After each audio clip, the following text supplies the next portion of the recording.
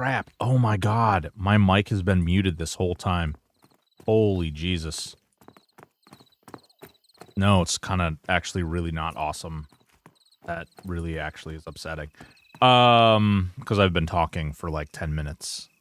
And no one's been joining my stream. And now I know why.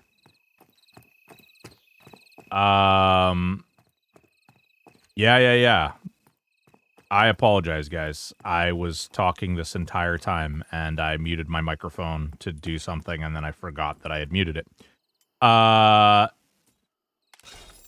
no, I hadn't moved. I had moved because goddamn, I'm a hot mess. I probably shouldn't even have streamed today. I don't know. I didn't sleep much last night. I didn't sleep, and then I haven't eaten all day, so my cam's not up because I'm kind of trying to eating something right now. I don't want you guys to watch me eat. Where the hell? Oh, there's no... Doesn't it, like, ping them on your map? Okay, they're up here. Them, I think. So, like... Yeah, I was discussing the art on the game, actually. What's up, Capital? Alright, this guy's in my group, so we'll follow this guy. The hell? Why is his book floating? That's weird. So basically, meal time. What's going on, baby? It's an interesting comparison between M and this. I don't think that I've really, like I hadn't really thought about it. I was actually, when you saw me like panning around everything, I was talking about the art style and like how it's really weird in Pantheon that like this is cartoony, right? Like this is very cartoony. And then the like character itself and like the art on the characters themselves is a little more high detail, which is a little strange. It's almost, I think it contributes to this game. Like look at that. That looks cool. But like you get up on top of it and it gets very strange. It doesn't look quite as nice. You know, you look at the bushes and stuff, and like this looks like something that was in a game 20 years ago. But that being said, Capital, what's going on? That being said, I think that I like the art style of M better because I think that their art style is more consistent across their world. I also like that they did a really good job at creating like POI. So like everywhere you go in M, you see something on the horizon that you're like, ooh, I want to go touch that. I want to go see that. Now, where they separate vastly for me is in the gameplay. So M, I am not a huge fan of the fact that like a lot of the quest mechanics and stuff are not intuitive. The fact that, like, you go in and you have to, like, use the look mechanism for a lot of stuff. The fact that you have to go in and, like, break down and build a lot of this stuff. I have no idea what we're fighting something, and I'm being a terrible group mate right now. Come on. Do I not have a bow equipped? What the hell? There we go. So... basically, the characters remind me of Valheim. Well, it's like, it's one of those things where you get, like, right on top of them. And, like, look at that. Like, you can see the, like, stitching in the hat, right? But, like, how often do you really think about that? How often do you really focus on that? So, that's part of it. But, like, M, the whole, like... text and like having to type things out in order to do things in the game. I'm not a huge fan of that. I don't like the aspect, and I respect that that's part of the gameplay and that's part of what they're looking for in M, which is great. Good for them. You can't even see me because I'm like moving my hand around. But yeah, so I respect what they're trying to do. It just doesn't feel good for me. So it is, yeah. It is absolutely needed for gameplay. In fact, there are things that you can't even complete or interact with without doing that. Okay, apparently we're going to just bounce aggro. Okay.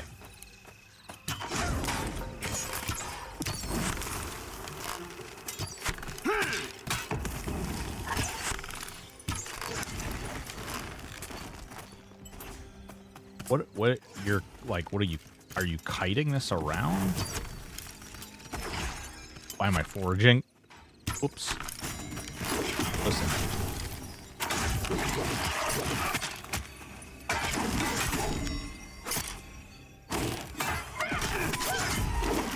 So, like, you know, I don't know. There's definitely, like, a whole system to it that's good and everything. But, like, what's up, Glarnock? How we doing? Yeah, chat voted on this. I was actually a little surprised to see that chat voted on this, but they did. The Pantheon world was high detail, I believe, but they decided to go more cartoony style, and I don't think they implemented that to all the assets, including the characters.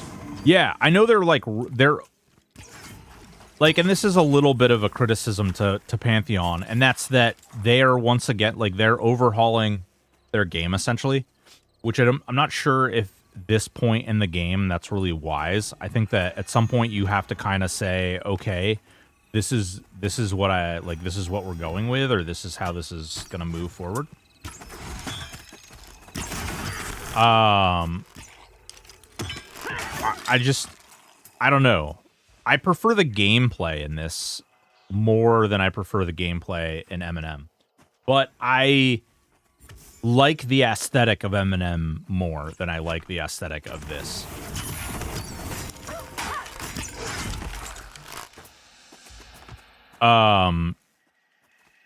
Yeah, I assume the text interaction, Pantheon. I plan on trying M&M, but I agree that they might be going too far hardcore when in today's climate, people. Yeah, you know, and I really like Sean, and I hope for his sake that he's right, because they're really taking like one hell of a gamble on some of the stuff that they're doing. But they like really are doubling down on the whole, like, this is the type of gameplay that we, you know, they basically said, oh, back when EverQuest came out, like, think about that. Like, look at all the stuff and the success that EverQuest had, and EverQuest did that. And it's like, yeah, but that was also like 20 years ago. And then he kind of referenced this point where he was talking about, like, the, you know, oh, did you play, like, how did you come to play 20 years ago? Well, I was 10 and my dad was playing the game, and I got into the game because my dad was playing the game. And it's like, yes, but you got to understand, like, today's generation is very different than we were 20 years ago. And the options to play games are far different today than they were a long time ago. Paul Acid, what's going on? Thank you so much for the follow. Like, the things that people are willing to put up with today are not things that like people would have put up with way more a long time ago than they would today. Goodbye, I love you. Yeah, the stuff that is out there today, like, people have a ton of options. When EverQuest came out, it was like literally it was either you played EverQuest, you played Ultima Online, or you played like Ashran's Call. And, like, that's all that was really out in the world at that time. And now you have games. I was just talking to Raina about this. Like, you have games like WoW, which are coming up with this, like, completely dynamic and, intriguing and very deep house building system. And, like, something like that is, like, really simplistic, but that's a game that has that, and this game doesn't, right? If somebody is inclined to partake in that particular game mode or that type of gameplay, they're going to lean towards that versus this. I don't know enough about Pantheon to know whether or not they're going to plan on player housing, but I can tell you that M&M already has player housing set up. Now, how good it is, I don't know, but I don't think that's been flushed out in any of the playtests that they've done.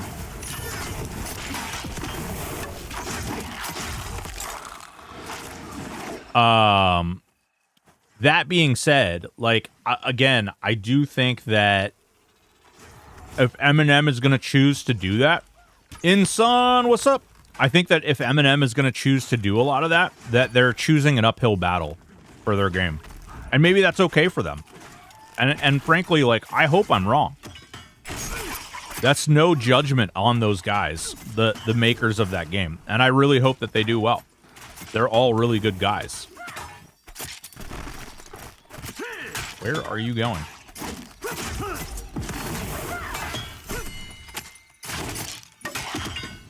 I like THC because it was more solo player friendly, but still allowed for small group play to be fun. An MMO like that, which was more quest oriented and dungeon diving, would be great. Yeah, I think there's like reason to believe, and that's one of the reasons I think AOA appeals to me so much, because I think that in AOA, am I encumbered? Yeah, I think in AOA, you're looking at a very different. There's solo play, there's group play, and you can kind of explore and delve on your own. And there's a lot of depth to everything if you choose to embark on that. You don't have to. If you don't want to, you don't have to. If you do want to, it's there to do. Whereas like a game like this, you cross the precipice into a dungeon, and it's butt fuckery from day one. Like right out the get. It is hard. There is like the reason to explore, and the like, oop, shit. The reason to explore and the depth of that thing is like crazy, crazy, crazy.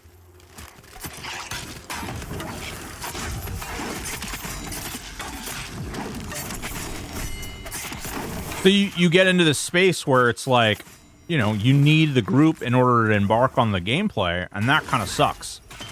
But on the same token,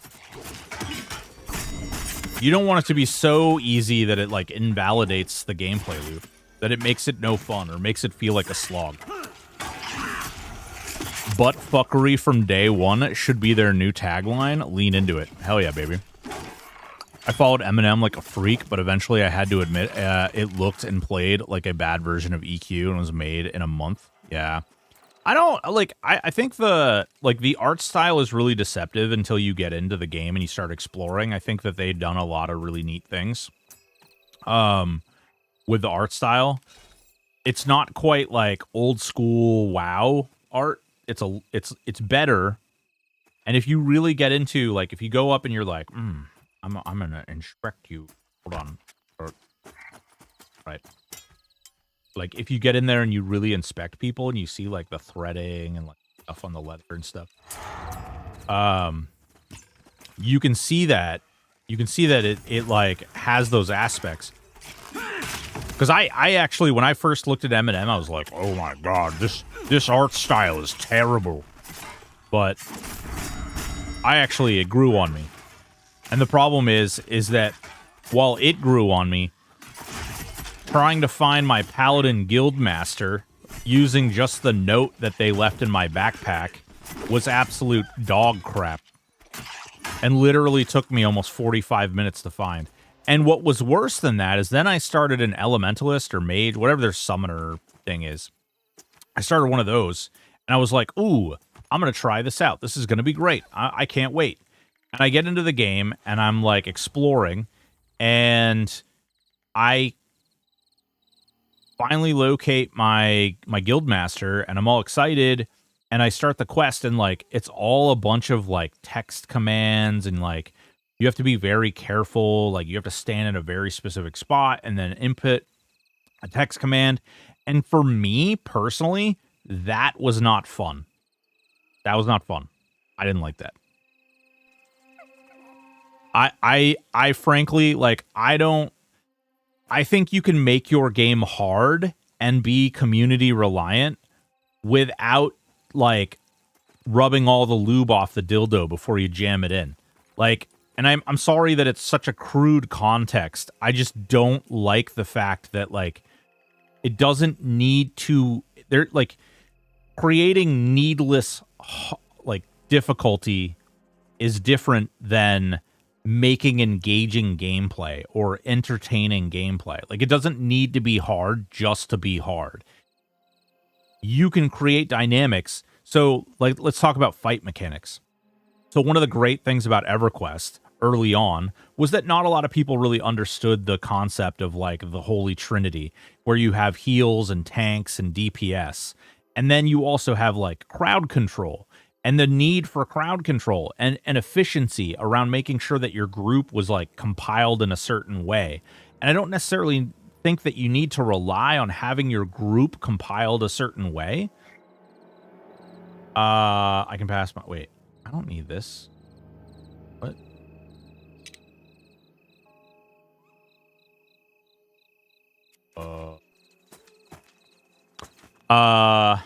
Whoa, Clasmatic gifted 20 tier 1 subs. Holy shit, Clasmatic, thank you so much. Holy fuck, dude.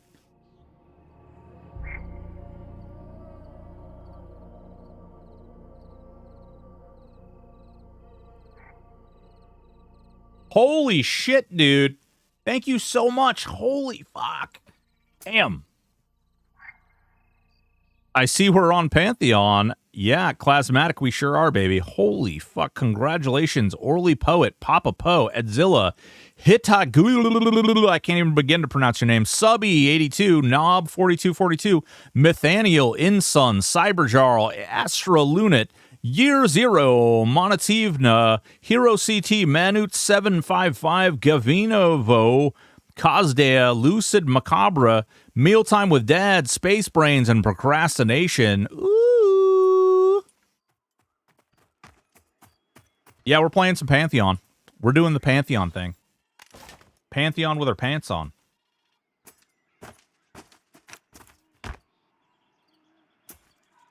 Yeah.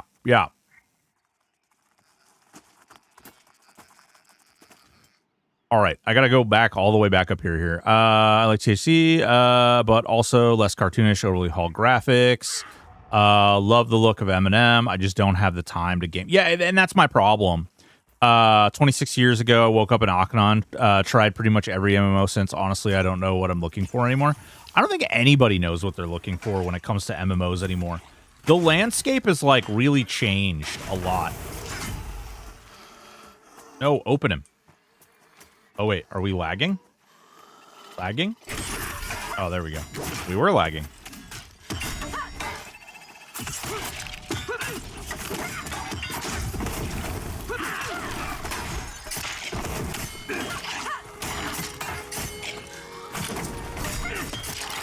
I just think, like, at the end of the day, I like the gameplay in this a lot more. I like the aesthetic and I like the world in M&M a lot more. I actually have no idea what the hell is going on in the story over here. I don't even know if there is a story. I don't know. M&M, I'm a little bit more aware. Oh, actually, another thing that I'm really annoyed by. I'm going to remove my camera because I'm going to eat something really quick. But another thing that I'm really annoyed by within M&M is the, like, specific vendors that you have to sell to. Like, come on, guys. Like, I get it. I get it. But is it that necessary? Like, is it that necessary?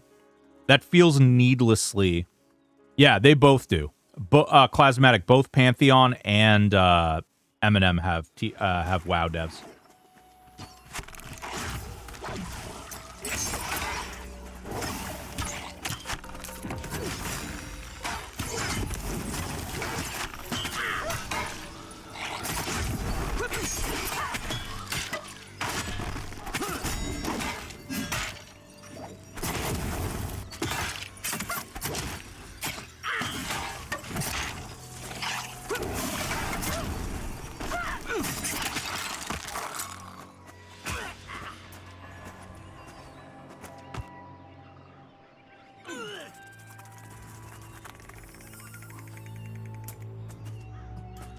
There is a catch-all vendor, but he doesn't pay as much. Yeah. Yeah, so originally this was supposed to be Brad McQuaid's new project.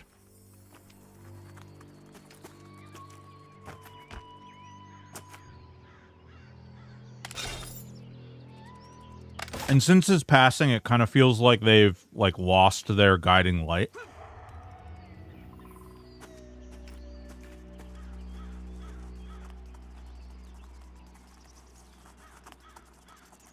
Oh, wait.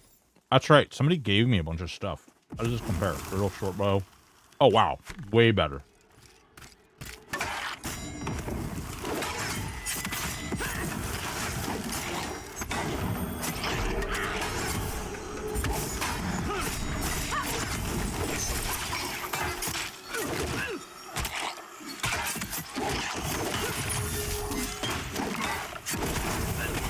steal this one.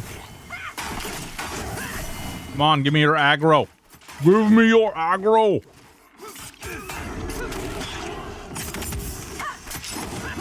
Hang on, I'm kind of focused here because we pulled one too many. I'm trying to grab aggro off this one. Oh, never mind. I think we're okay.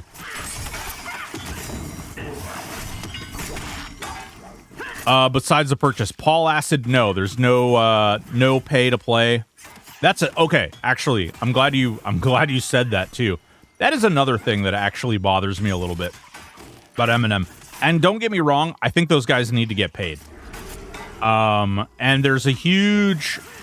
I've been learning a lot about this stuff. There's a huge lack of funding involved in gaming in general right now.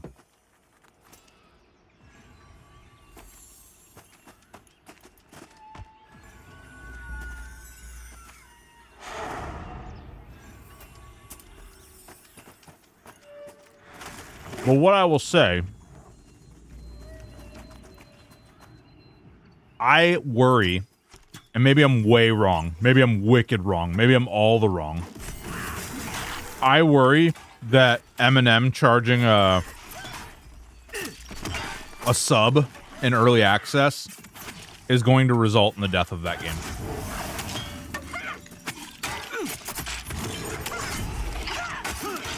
Like, I genuinely think that there's a really good chance that M&M eats dirt as a result. Now, granted, you don't need to pay a box price. There's no sticker price, right? As far as I know. I don't think there's ever been any announcement of you having to buy the game. But you do have to pay a monthly sub. And you're asking people to pay a monthly sub for something that is considered early access or like early on, which is okay, I think. I don't think it's terrible. But I worry when you have a game that doesn't respect people's time, really, in a generation where, like, time is everything, right?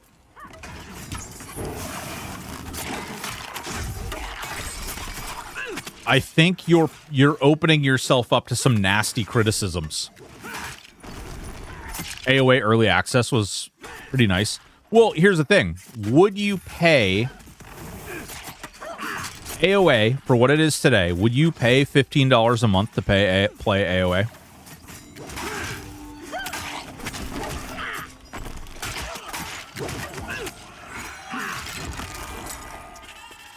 Or, better yet, how long do you think you would pay $15?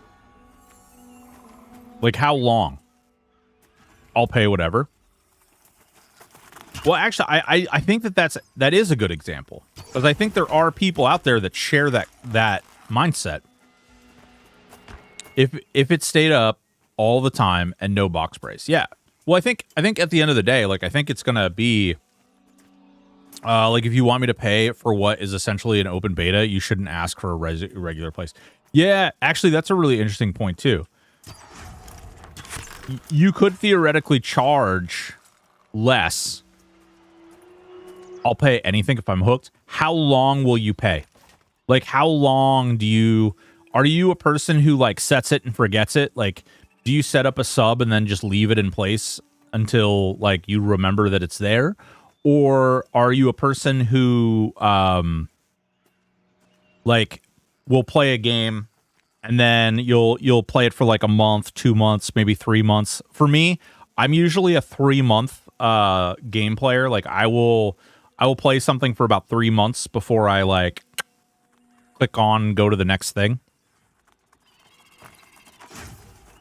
Well, and that's what, so here's what I worry about. Okay.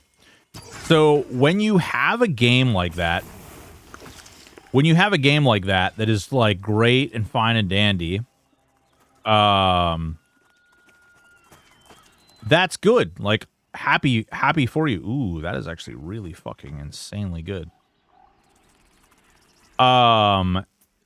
That's great and fine and dandy, and I'm happy. But if you're paying a sub, it's early access, and you hit that wall of early access too soon, I think you're going to run into the same thing that you run into. Cyber Jarl, thank you so much for the follow. I think you're going to run into that same problem that Pantheon is running into, where people are going to hit that content wall, and they're paying right now, and they're going to be like, if I want to come back and try Pantheon and see how far it's come since the last time I played, it's a really easy thing. All I have to do is reinstall the game and check it out. Whereas if I have to pay a $15 sub to come in and recheck it out and, like, see if it's worth my time again, like, see what the investment is, I'm going to be a little bit more frugal. And I know maybe I'm not, like, the best representation of everyone because I'm a penny pilcher.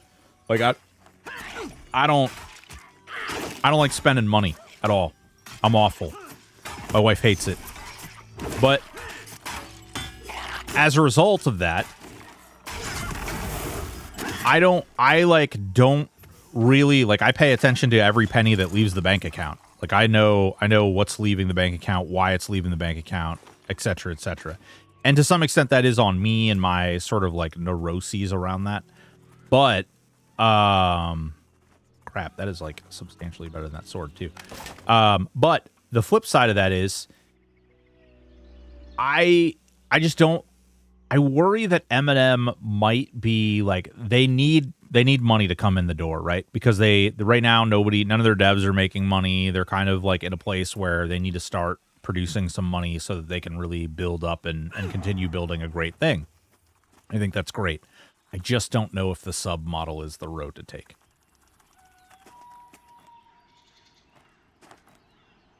As a Caribbean man, I understand the penny pinching ways. Yeah, I grew up poor, man. I grew up poor. And the poor, you can put money in my pocket, but for me, I'm still poor. And I'll always be poor. Cyber Jarl, it feels pretty good right now. I'm only level 7, getting close to level 8. This is like my highest level character. I haven't really done a whole lot outside of this. I played oh, Jesus Christ. I can't remember the class. I played a big ogre, and it's the Shadow Knight equivalent. I forget what the hell it's called. It's Blood something, Banana Hammock class, Trailer Trash. Yeah, Gripner. You can't take the trailer out of my trash, or the trash out of my trailer. I don't know. Dire Lord. Yeah, that one. Saber, yeah. Yeah. What's going on, dude? How you doing? Yeah, I played the Dire Lord. Oh, wait.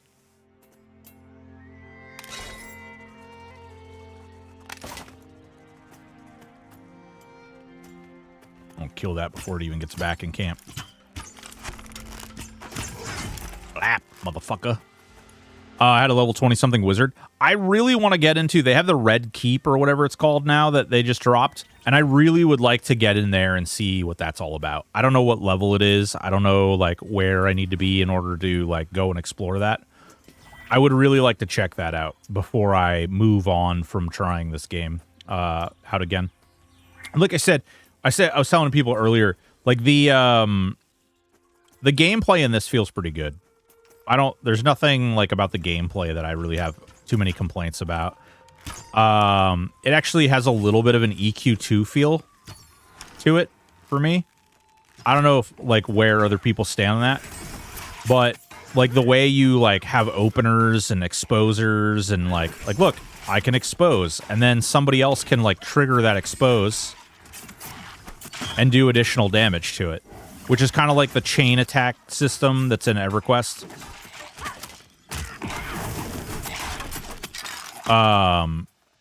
It's kind of neat. I kind of like that. I like the way that system works. I think that is neat. I still play Origins.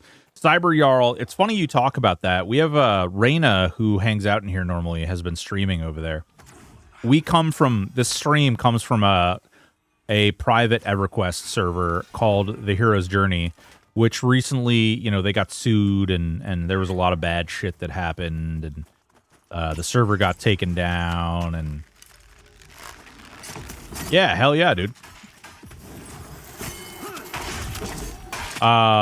So, shit happens. It's Reyna AM. I bet you it's probably the same Reyna. I don't know a lot of Reynas.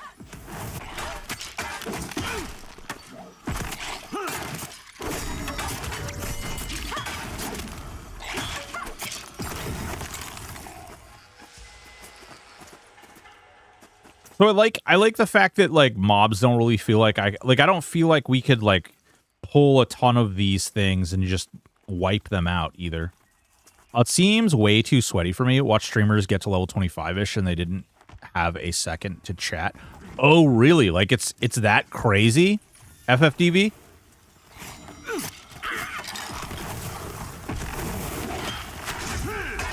Like the new keep is like so insane that you have to like focus real hard.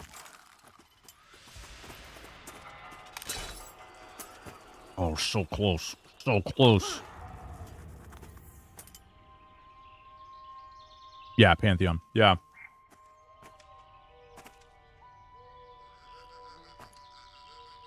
There's definitely like an aspect to it that is kind of ooh, gloom infected rat, you say.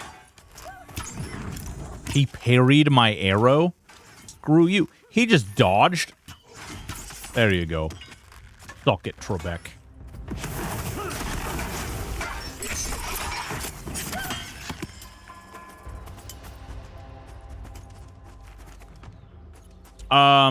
M&M. I didn't do a lot of grouping in M&M. I actually think I'm gonna make a better effort at it this weekend. They've got a little like 36-hour stress test this weekend. Whee! I like the sprint system here. This rat is Master Splinter. Seriously. Casually parrying arrows while fighting 4 other people.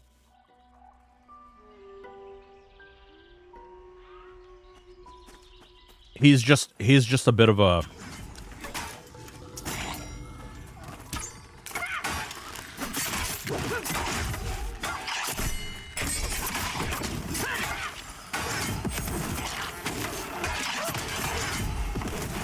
oh, I like the little hatchet too.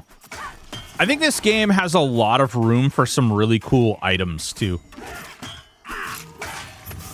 Like the graphic system, I feel like they could do a lot with like particle effects and like some really neat equipment. Ooh, somebody dinged. Dang lang.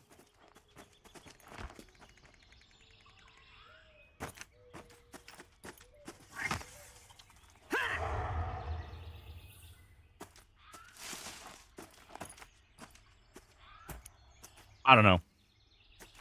The game seems okay. One thing I don't like about this, and this is what I noticed when I played, there's like a spider cave. I think it's actually up that way. There's a spider cave up there, and we went in there, and like literally the second you walk in there, it's like balls to the walls. Like everything, every little move you make is basically like life or death for your entire group. And that's a little weird. I think it's okay to have that. I just think that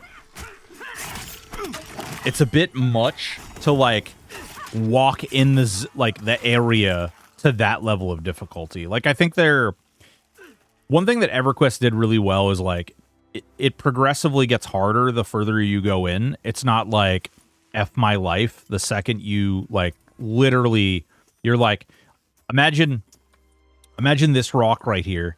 Like this is the dungeon and this is outside the dungeon. And you're like you put like a toe in and it's like no, everything is terrible. Everything hates you. You're gonna die. It's all bad. Oh, God. Buckle up, Buttercup. You're getting screwed today. It just feels weird. Another thing I noticed, and maybe you guys could, those of you who played Pantheon to some higher level could go deeper into this. Well, like, the whole aspect of... Ooh, did I just level? Yeah, I got level 8. Hell yeah. The other aspect is... combat and everything seems like everybody has to be firing on all cylinders. Like, you can't have any dead weight in your group. Which, we've all played MMOs for a long time. You're going to wind up with dead weight in your group at some point.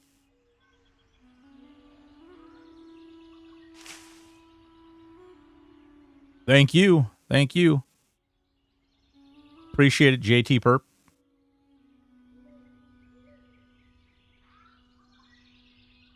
I kind of wish they would have stuck with this art style. I think it looks really good. It might have taken a lot more time for the artists, and maybe that's why they like leaned back. They like looked at it from a spending point. That mentality is the number one reason I don't raid. Yeah. Understandable. For sure.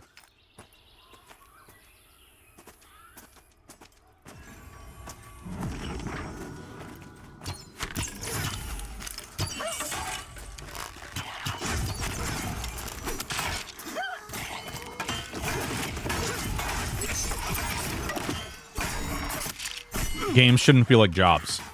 I agree. Actually, Cyber Jarl, really funny that you say that. So yesterday we played Water Park Simulator, and the day before we played Aska. Aska's a survival builder game where you're like literally running around and you're like knocking down trees and you're building houses and you're gathering supplies and things. And while playing that, you're literally working, like you're literally doing a job. But they do it in such a fun way that it doesn't feel like a job. It feels more polished since I played this. Yeah, they've definitely done some nice things to it for sure. How's the server population? How do I tell? Is there a who?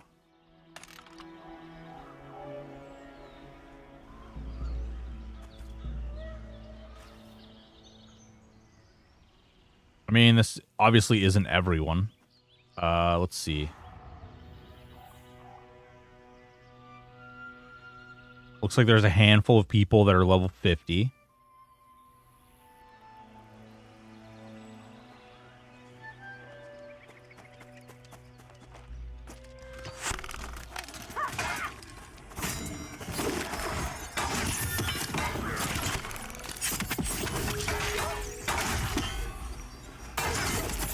Yeah, there's like 2 or 3 servers that are really heavily populated. I noticed it while I was like looking through the servers.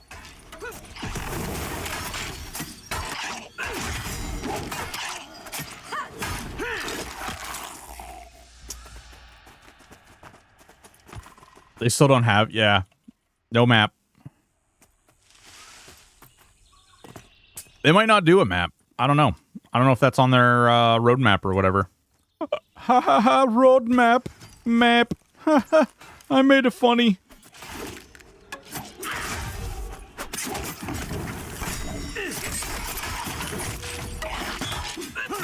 Ooh, I was actually able to pop my expose on that one.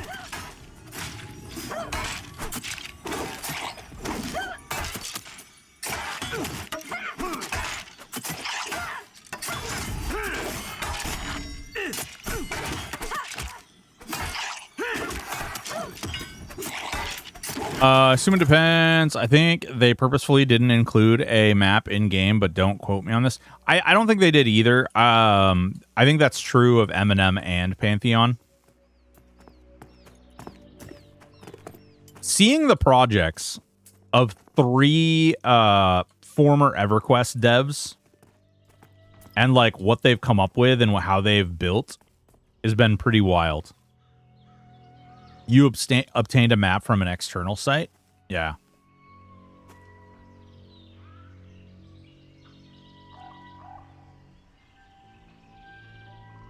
God damn, Clasmatic.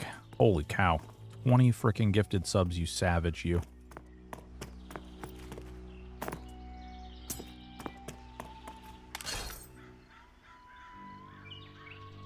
It's like Clasmatic heard me talking earlier. So weird. I think a happy medium for in-game maps is have them don't have an indicator of your locations. My theory is map devs cost too much. I would think they'd be cheap, but maybe not. I don't know.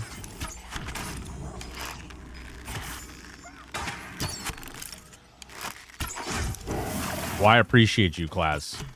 Use a beast, dog. Goes a long way. we've recently incurred a lot of money in a lot of bills recently, and kind of wild actually. Pantheon, what's up, Day?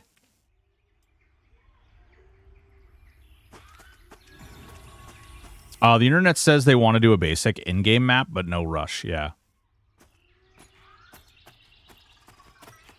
Jarl, dude, Jarl. Remember, if you played UO did maps, but you had to, like, they had the mini-map, right? And then they had, like, a slightly bigger mini-map. And then if you had a cartographer could actually craft, like, a whole map. It was like a trade skill in the game. And then they introduced things like, they introduced treasure maps. And messages in a bottle, and you had to be a cartographer in order to decipher where they were, and then you would go to the location, and you could actually dig up treasure, or you could like go fishing for neat stuff. Yeah, I think it's cool.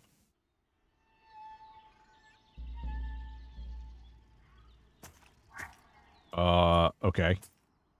They want someone else to pull. 1, 2, 3, 4. Okay. All right. I don't have like some big fancy pull message, but here.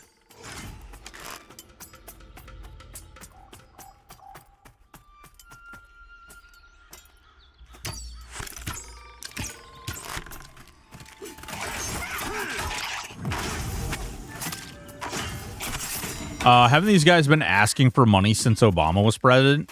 Joe 2020, what's going on? Maybe. I think they, it started off as a Kickstarter, right?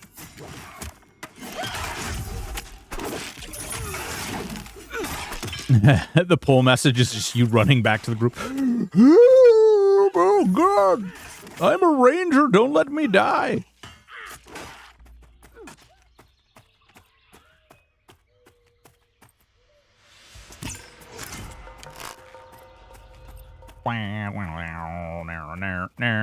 Should have played a monk. Should have played a monk. Oh, crap. I didn't mean to... Like a good ranger. Like a good ranger, just negligent discharge. I hit tab when I should have not hit tab.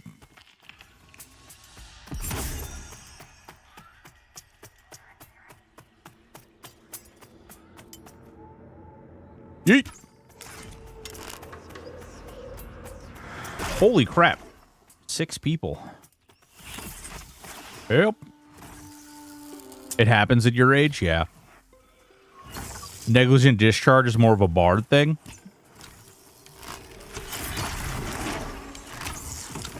Combat and environment look pretty cool. Actually, a little polish in THJ design philosophy, and this could be a winner.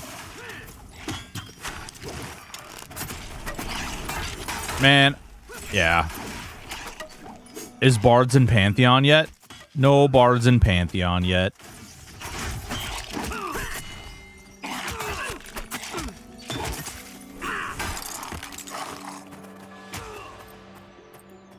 No Bards in Pantheon. Yeah. They got the, I watched Kratos play Bards in M&M. Looks pretty good.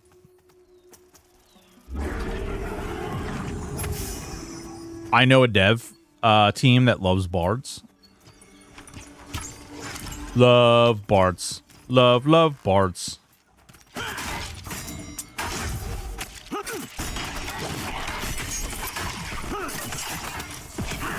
I have no idea, like, what the hell's going on here spell graphic wise.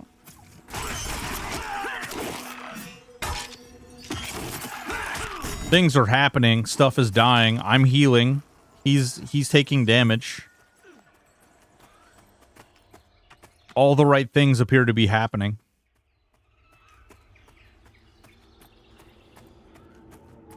Oh, shit. Is this multiple? What do we got going on here? Bonecaster. 2 bonecasters. Ugh. Hmm. Hmm? You gonna path right past him?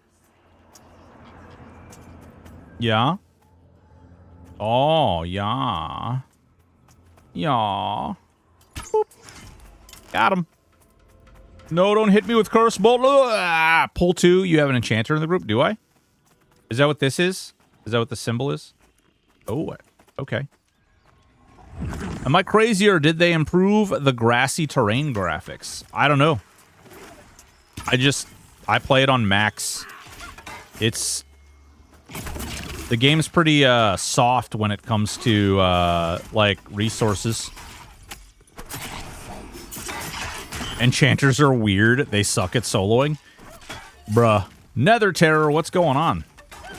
I think that it's probably likely that they...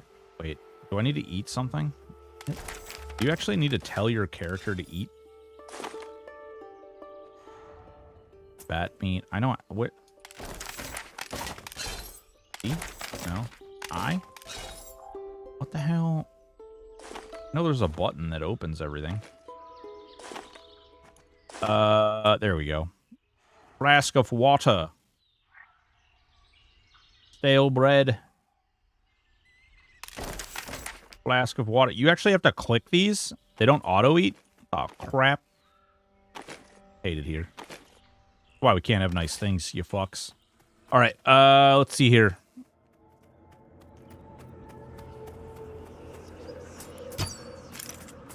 Don't cast your curse ball! You're outside the cave at the undead camp, I see. Yeah, Jay, we are...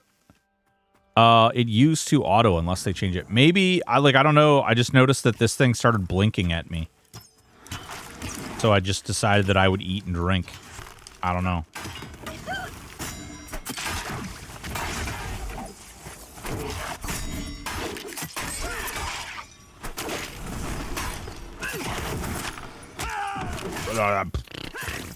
Vine Talisman, miss. Vine Talisman, Vine Talisman. Hits. Survival strike, exposure. He's exposed. That brittle bone caster, his wiener's hanging out. We exposed him. We did it. All right, let's see. What other little moofy moos are over here hiding? Hello. I am. Ooh, thing make evil sound. This bush looks evil. Oh, hello there. Did you just spawn? Oh, there's another one around the corner there too. This is still an alpha. Yeah, legendary art attack. Yeah, baby.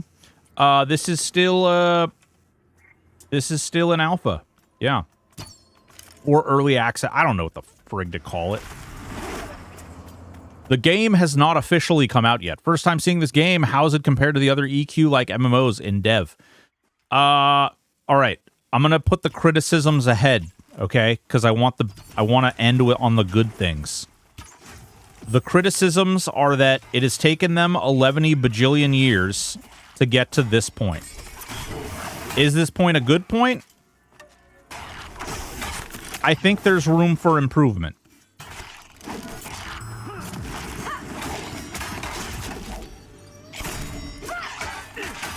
Is this like... See, there you go. That poor enchanter. That poor enchanter, as we, like... split our damage. Mezzing. No touchy.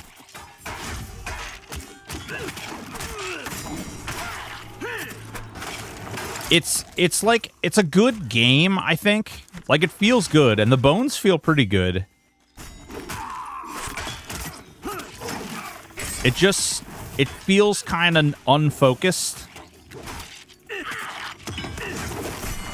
Whereas, like, Eminem feels more focused, but Eminem also feels like it's headed in a direction that doesn't really cater to me. Now, Pantheon, on the other hand, like, I think the gameplay is really good. I think the bones of the game are really good. I think, like, the world is nice. It's pretty fun to, like, run around in. But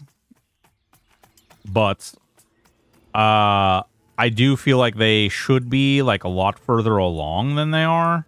And I think that's just like, at this point, that's just a given. I would just like to see them get to a point where like it feels like they're somewhere in the realm of being able to drop a full game.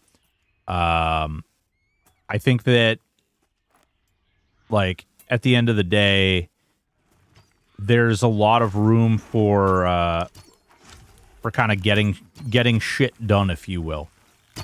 And it feels weird that they've been working on this game for a decade, and this is where it's at. But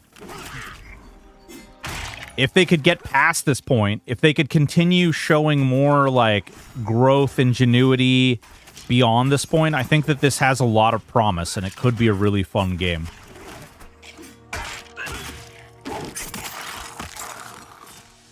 They have several wide areas of play so far. Yeah. They just haven't stuck the landing. Yeah, Spotted Waffle, that's a really good way of putting it.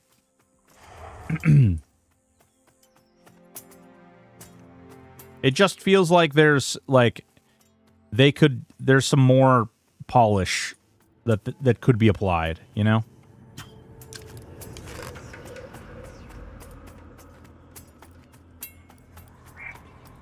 I definitely think this could be a good game. I think M&M could be a good game too.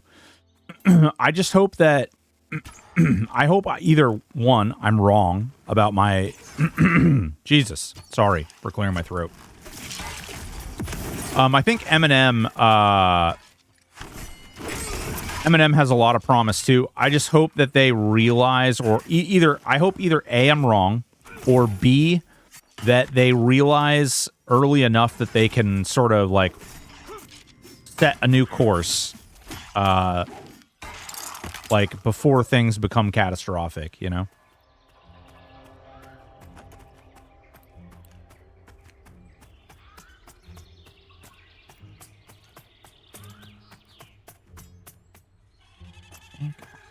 These are, yeah, don't care.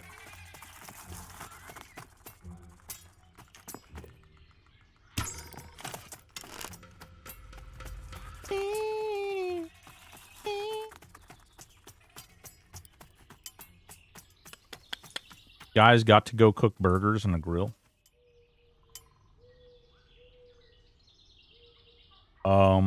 Did you make enough for everyone?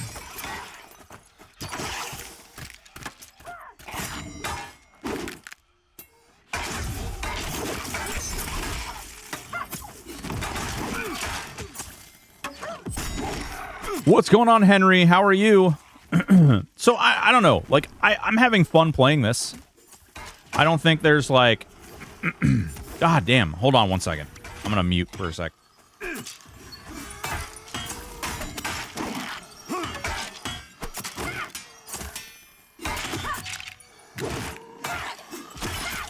I think there's, like, a lot of room for this game to be really good.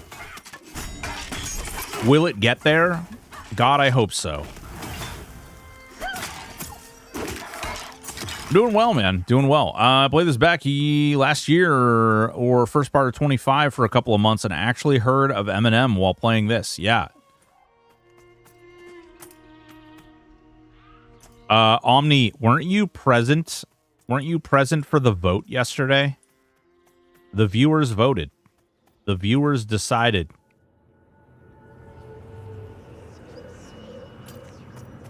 The viewers voted, and this is what they chose. And so here we are. Hire Kata and Aporia to get this game focus on the right track. Rumor has it that a lot of people have reached out to the devs trying to sort of assist, right? Only to be met with crickets. A lot of people have reached out to try and provide feedback or even like coding or graphic design and other things, and they've just, you know, haven't really had a lot of return. I was on EQ Teak doing raids when heard of this one. Jay Hux, what guild were you in? Asking for a friend. I started streaming. My streaming career started with Teak, actually.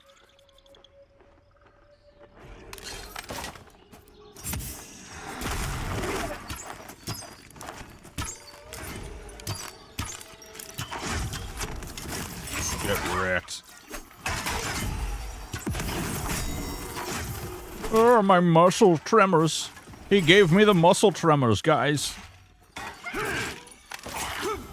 Like, this feels good. The combat feels pretty good. I like that the classes mix together and do different things together. Like, when I expose like this, like, someone else can do a special attack, or even I can do a special attack. Like, I can do this one. I just don't know, like... I don't know how far this is gonna go.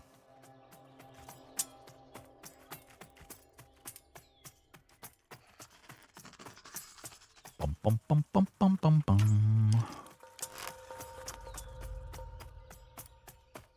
Reminds me of EQ2 combat combos. Yeah, exactly. Tribes. That's exactly what it reminds me of. It has that very same feel.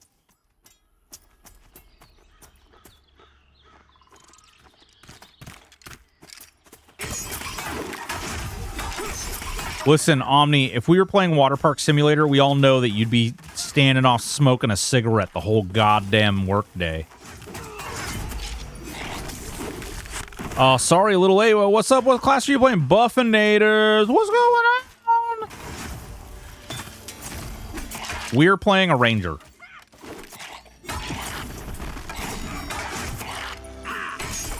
I usually play tanks. This time, I decided I was just going to go straight DPS.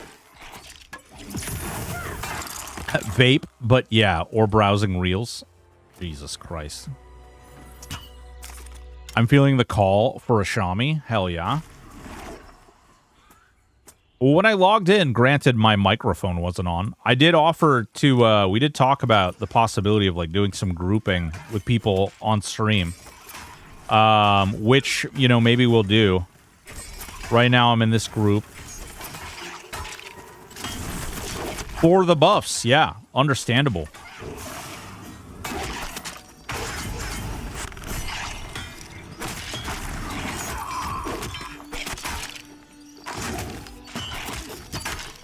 I think we're going to back up off, like, playing the... Yay, EQ3, what's going on, Emptiness? How are you?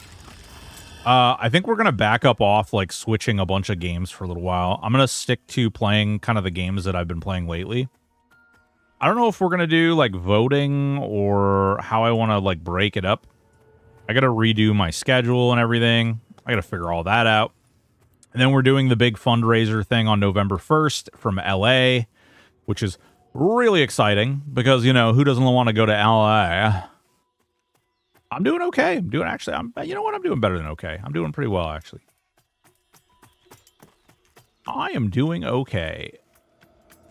Hi. Shoot. Shoot. Shoot, I say. There we go. Ow. Rude.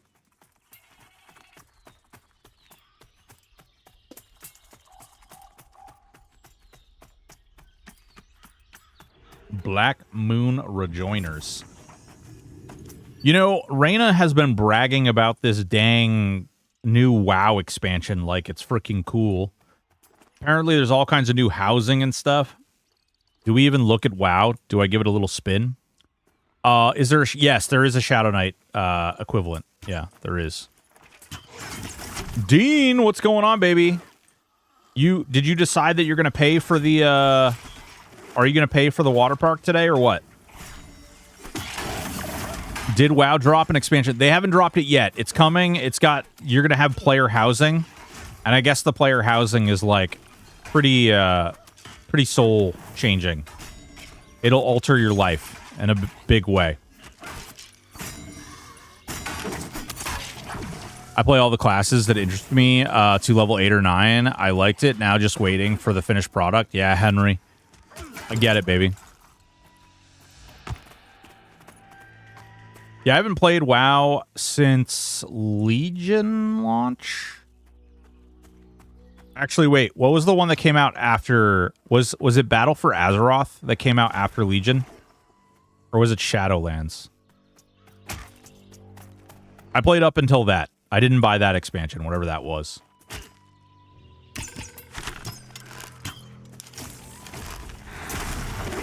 Legion was pretty good. I enjoyed Legion. The, like, whole artifact thing got a little old after a while, but the rest of it was pretty good. I heard Pantheon was broken. Vadim! Hello, sir. Where are you? How are you doing? Until player housing is at the Star Wars Galaxies level where you can tie into the fast travel system, have faction tie-ins, etc. All player housing is a shadow of what it was. Artificing isn't really a thing anymore. Bro, I was talking with Jeff Butler today, actually, during a meeting, and we were discussing, we were joking, like, clowning around. But I was asking him, the new game that they're working on, I was asking him, I was like, so, where is my dancer? What if I want to be a dancer in your game? Can I be a dancer? I want to be a dancer. We had a good chuckle. But I don't think there's been a game that has come out in a really long time that has, like, really touched on a lot of that. Yeah, Jeff Butler's doing a new game. Yeah. Sure is. Sure is.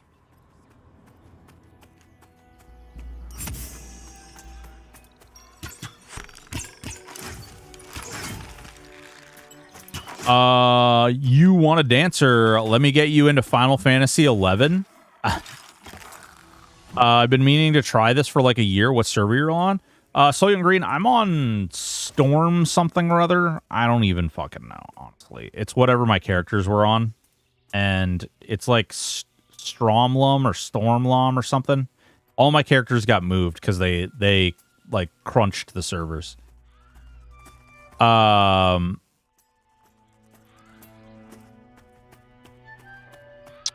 I've seen you in drag, so hopefully he said no to you dancing. He hasn't seen me in... Yes, he's seen me in drag.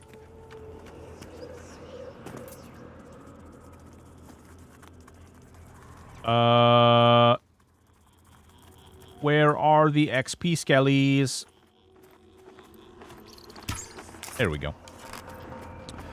Server crunching and open beta, that can't be a good sign. Yeah, well, here's the reality. Okay, if we want to look at it in not such a black and white way, the reality is this game has been in development for like the amount of time for kids who were born when they were doing the Kickstarter for this are now like teenagers and looking at graduating high school.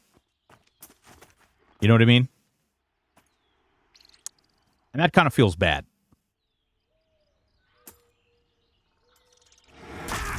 I think that hurts this quite substantially.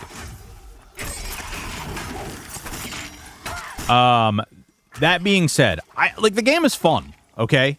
And I'll be honest, I didn't even buy this copy of the game that you're watching me play. This actually, I won a raffle, and I won this, and I was like, fuck it, I'll give it a try. Now that you mentioned, I do remember getting excited at the idea of it back in like 2016. You know what? Let's go. I'm actually curious now.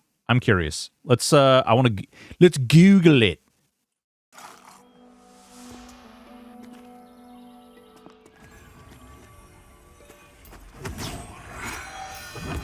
All right. Let's Google it.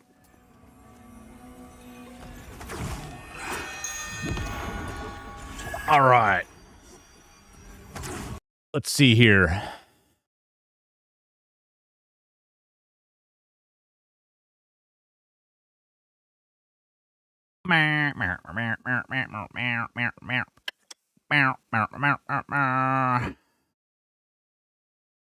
Pantheon, Rise of the Fallen. Chris Perkins. Da da da da da. Cube. Bam. till his death in 2019. God damn, it was 6 years ago now? Holy shit.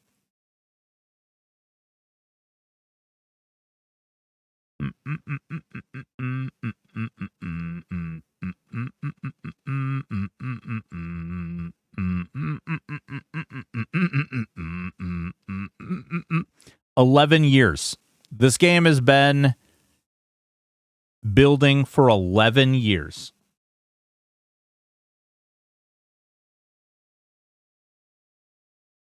They started their Kickstarter in 2014.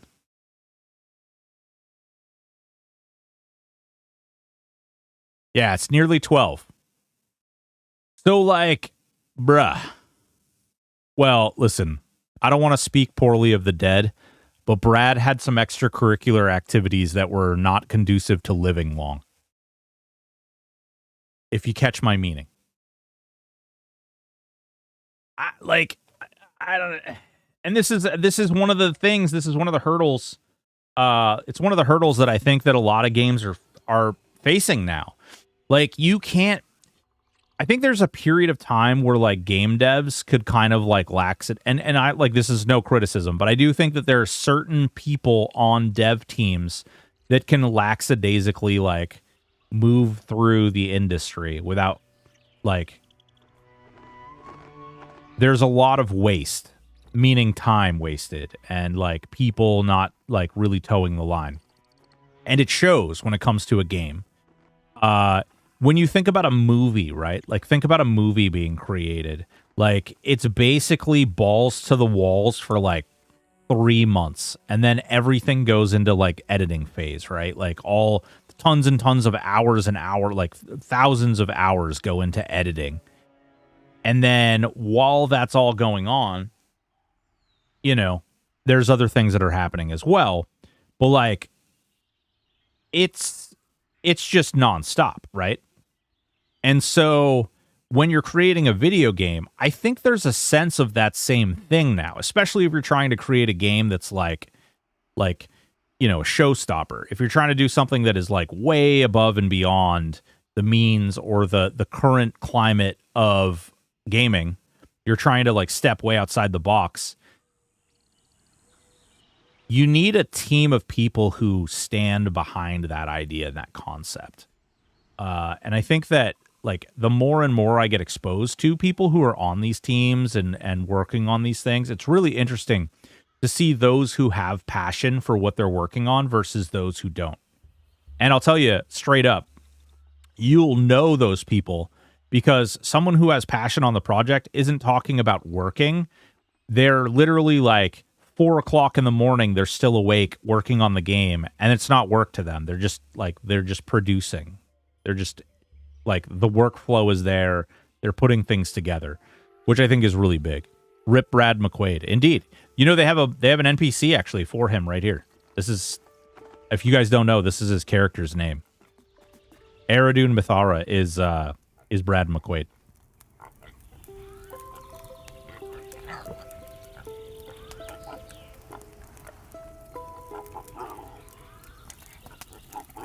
Yep.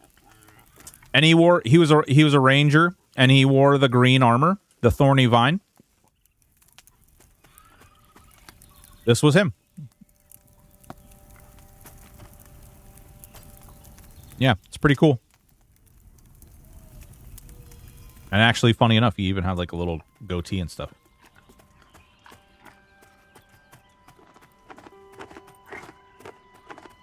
Before Daybreak destroyed it. Yeah. I don't know what the hell is going to happen with EverQuest and the future of EverQuest and the future of gaming in general.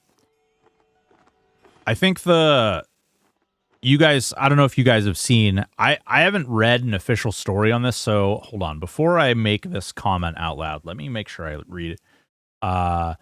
New owners of EA.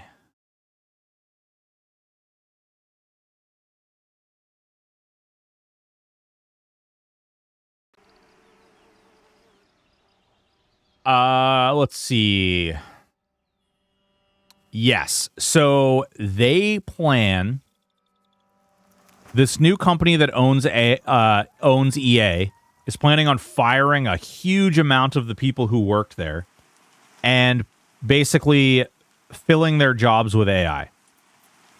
Now, as someone who uses AI every goddamn day, and I'm sorry, if I could afford or had the time to work alongside like real editors and real artists and stuff, if I had the resources to do that, I would, but I don't.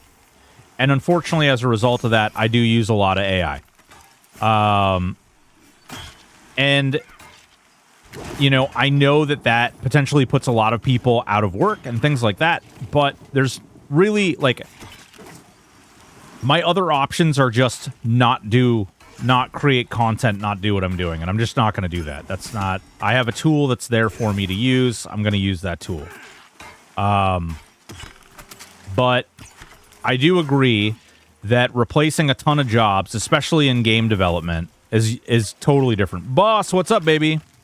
EA slop intensifies. I don't know, like, how does the slop that EA produces intensify? Like, how do they do worse than they've already been doing? Some Pantheon, yeah. We're playing a little Pantheon. Our viewers voted for Pantheon.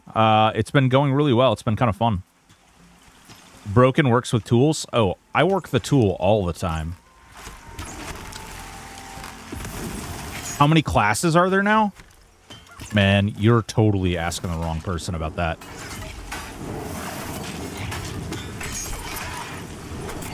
There's no creativity in those sports games anyways. It's just rehash every year.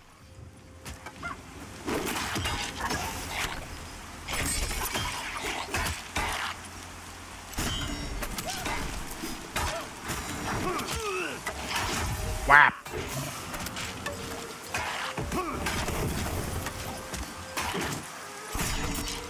Don't give me the hibbity-jibbities! Which server you're on? It's like Strom something or Storm something. I really gotta write this down. I don't know why I don't. I'm the worst.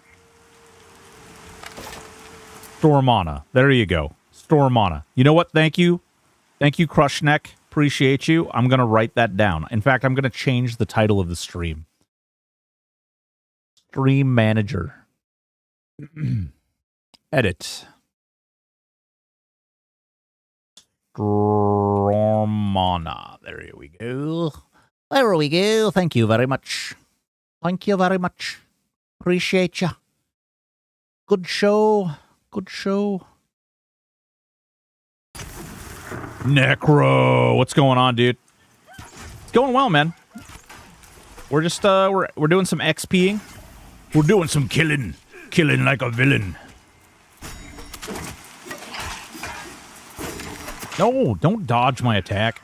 I feel like I get dodged a lot.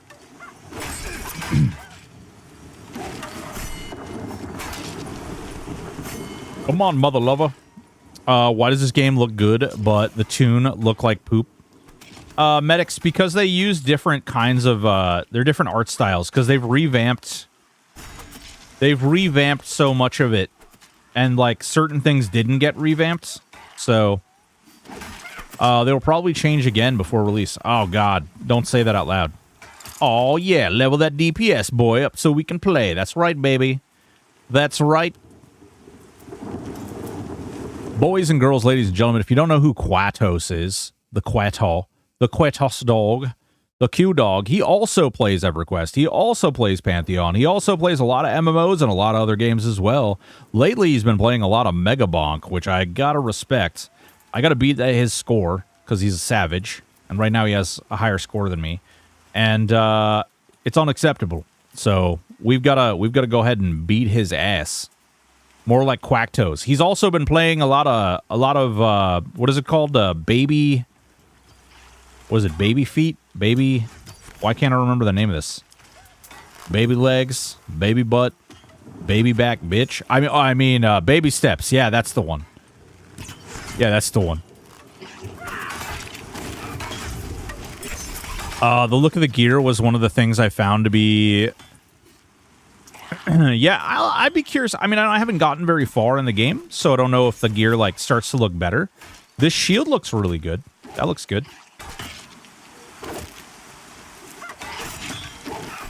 I mean, it's hard to say. Like, I hope that when I'm level 6, I don't look like when I'm level 50. Like, if I look at somebody who's level 50, I hope their gear looks really good. I haven't actually seen anybody that level, so I don't know. But I hope that their gear looks badass. I just am a baby back bitch. Yeah. Yeah, so the color palettes definitely are washed out. Like, look at this. Like, look at this.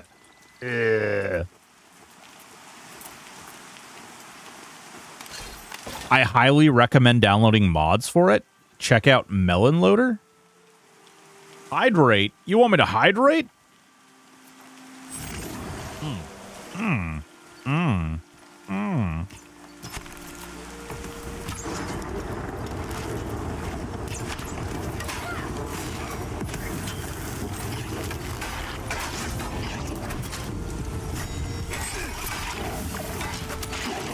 I'm hitting you. Haven't explored recently, but look largely the same from level 1 to 30ish. Nice. Yeah, there's level 50s in the game right now. I don't know what that means really. That's right, bro. Can you suck that beverage? Yeah, baby. This game was going to be an extraction RPG at one point. Wait. No. Extra Bondage. I think you're talking about New World. This game was never going to be an extraction RPG. That's New World. New World was going to be an extraction RPG. And then like a couple of months before they dropped it, they decided to change the direction. There was like a whole survival like thing that they were going to do. It was going to be a totally different game. Most of the gear models were not in the game, and you couldn't customize your tune at all. It's early release. Yeah. Not everyone wants to group, though. Oh, yeah, yeah. Wait, Pantheon was supposed to be an extraction RPG? The same way, like, New World was supposed to be an extraction RPG?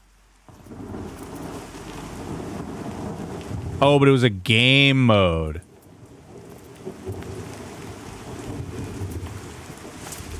Oh. Weird, dude. What?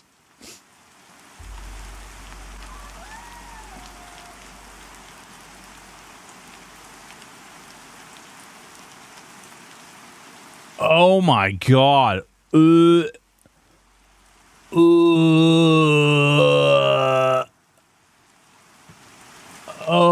makes me want to throw up in my mouth a lot. No.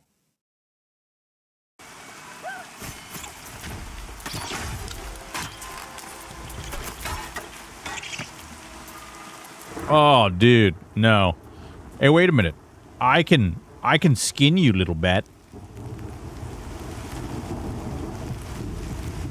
Not back in 2016 when I backed it. Ooh, Pantheon Rise of the Fallen was always going to be this. Yeah.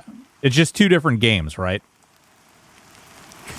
Guys, so next week, I know I just talked about like wanting to stick to the same games. Next week, I am going to buy my first... I'm going to buy Smedley's new game.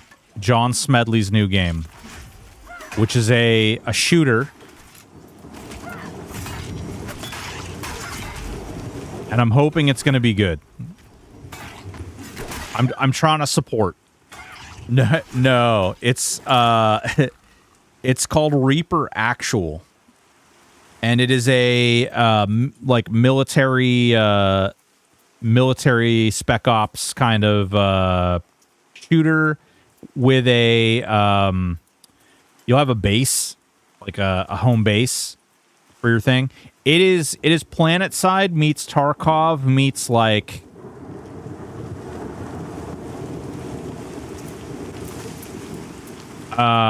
shit, what's the shooter game where somebody poisoned all the money and then the money got thrown into circulation? Long shot, what's going on?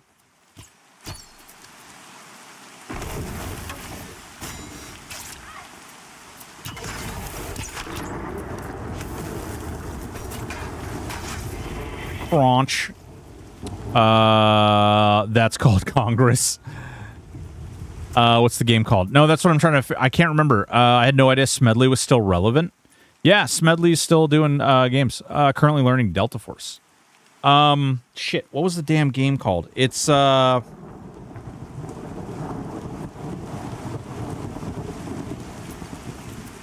that's the game right there. Reaper Actual. The game that I'm trying to think of the name, though, is, The Division. That's what it is. It's totally a Division. Yeah. So it's like Tarkov meets The Division meets PlanetSide. Are you ready? I'm gonna try and say this right. It's PvEvEvP. PvEvEvP. Yeah. Everwind demo to release? What is Everwind?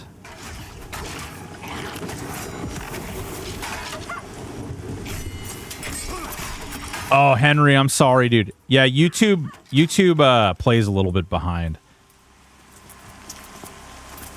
It just occurred to me. I need to stop to pee in that play type description. Yeah. Yeah, it could be interesting. So, their pay to play method is they're going to sell HQs, they're going to sell Reapers, and they're going to sell... So they'll sell Reapers, they'll sell the HQs, and then... Or bunkers, whatever the... I don't know. I don't even remember what the hell he was calling them. But the bunkers, the Reapers, there's something else. They didn't say... Like, they're not going to sell guns or anything like that. Well, it's not... So, Medics, it's not supposed to be, like, pay to win. It's pay to play.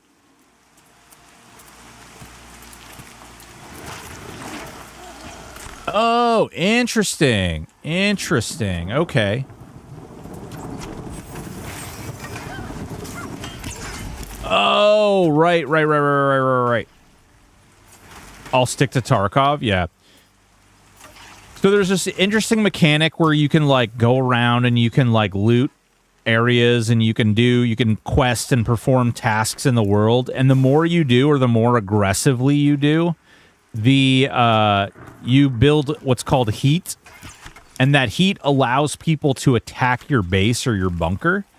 And then you have to, like, literally fend them off from, like, attacking your bunker. And if they attack your bunker, then they can steal your resources and things. I don't know. It could be interesting. I'm not super excited about, like, hero shooters, but it should be interesting. Clash of Clans, Tarkov, The Division, yeah.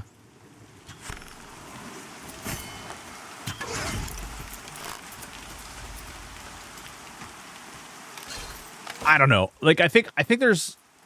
It could be interesting. I'm supporting him. Okay, I want the next EQ game to fix my itch. Good God, man.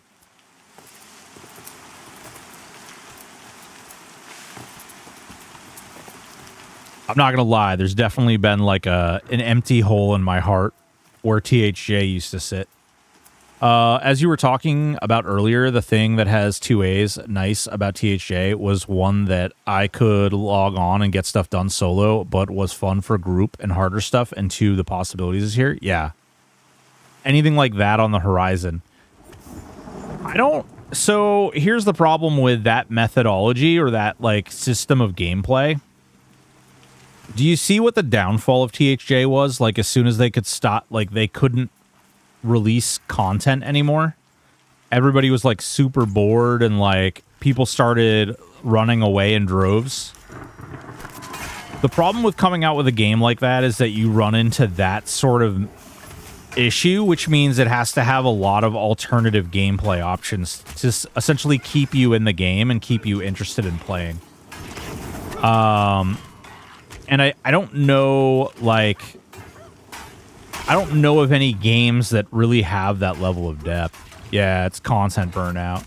And it's crazy because when you think about, like, the content, like, it's not like there's a small amount of content. It's just that everybody, like, because the bar is so low, everybody can rush to the end game very quickly.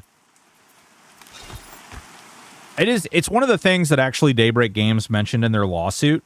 And like, the more I got to thinking about it, the more I actually agree with their assertion.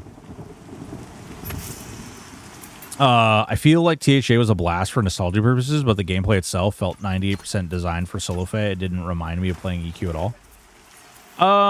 So I soloed a lot in THJ. I soloed a lot in live EverQuest. Then I started grouping in THJ. And actually the most fun I had on THJ was when I was grouping with people. So it's like, it's one of those things.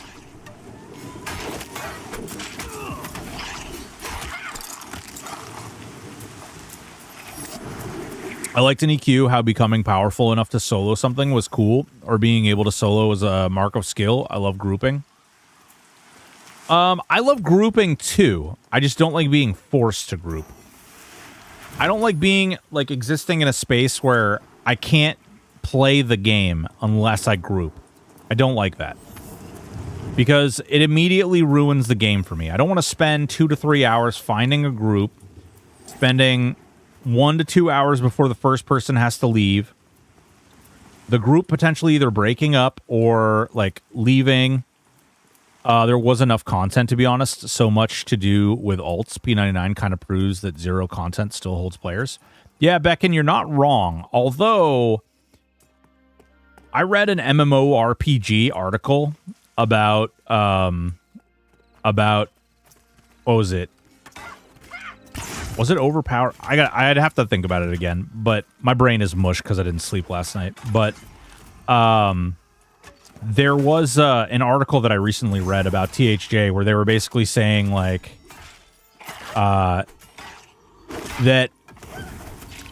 the numbers on P99 were actually still really high, and I'm like, has anybody seen the numbers on P99 like break, like, what, maybe 500, 400 or 500?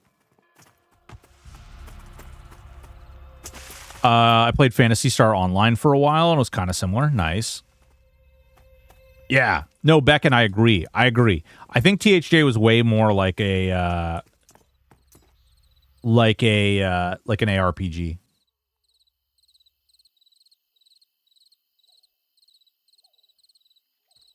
Yeah, grouping was fun, but I played Monk on live, and having to always group was annoying as hell. Yep, agreed. I had a ton of fun with alts on THJ. Just wish item leveling. Yeah, same. So item leveling was definitely, like, it was the one thing that, like, I was like, do I really want to build up on this class? Do I really want to play this thing?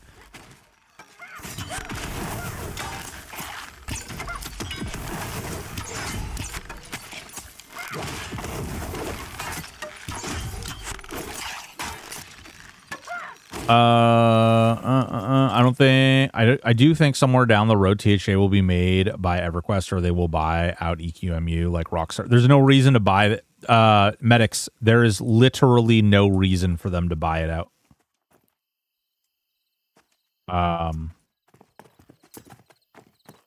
In fact, if they're not careful right now, they may be shutting. No, there's nothing to buy out, Medics. There's nothing to buy out. They can shut it all down right now. And it's all open source, so there's nothing to buy.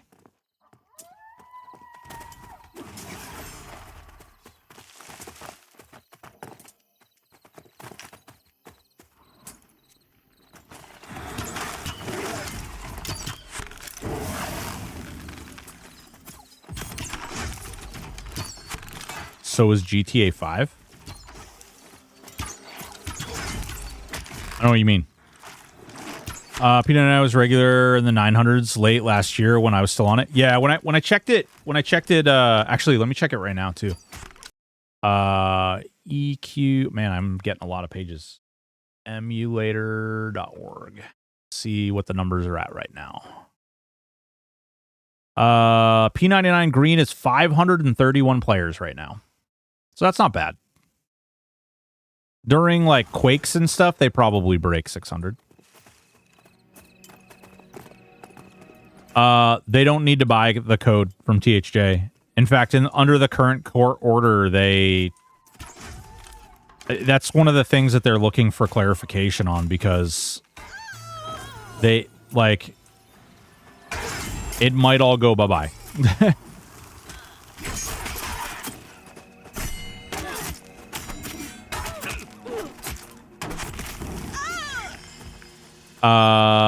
Was GTA roleplay where they made their own server? Yep.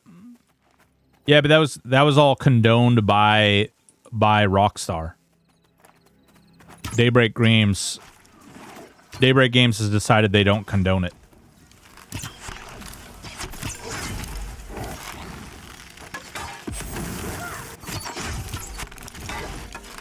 No, not initially, but it is now. You're talking about like Second Life and all that. Or Afterlife. I don't even remember what it was called. There's been a lot of them that have popped up since.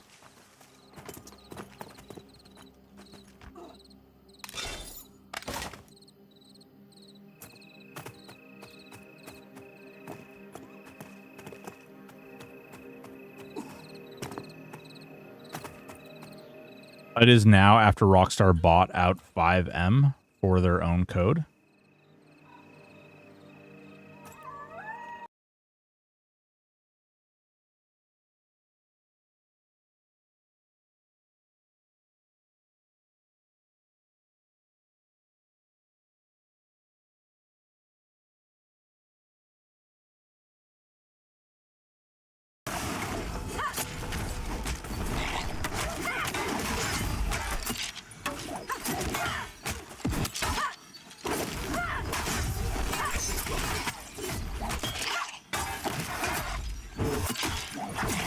Oh yeah, that's definitely not going to happen. That is 900% not going to happen with Daybreak.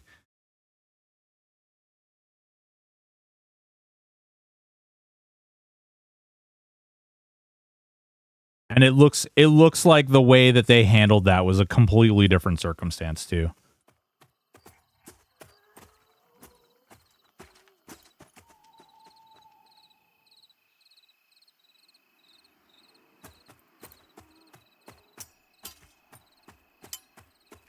Yeah. And it appears, at least this AI-generated answer says that it looks like Rockstar is doing away with all the people that they acquired as a result, too.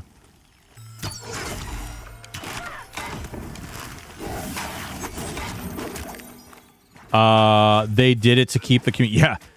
I don't know if you noticed, but they don't give a good goddamn about community right now.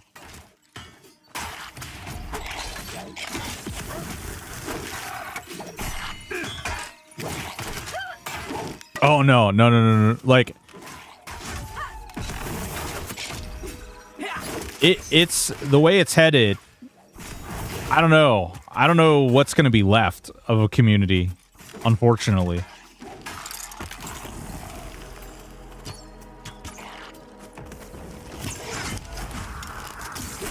With Acadius leaving the project, a bunch of servers got shut down. A lot of the code and a lot of the infrastructure that supported EverQuest emulator is now gone. Like, it's just gone. I know a lot of people gathered as much of the code as they possibly could.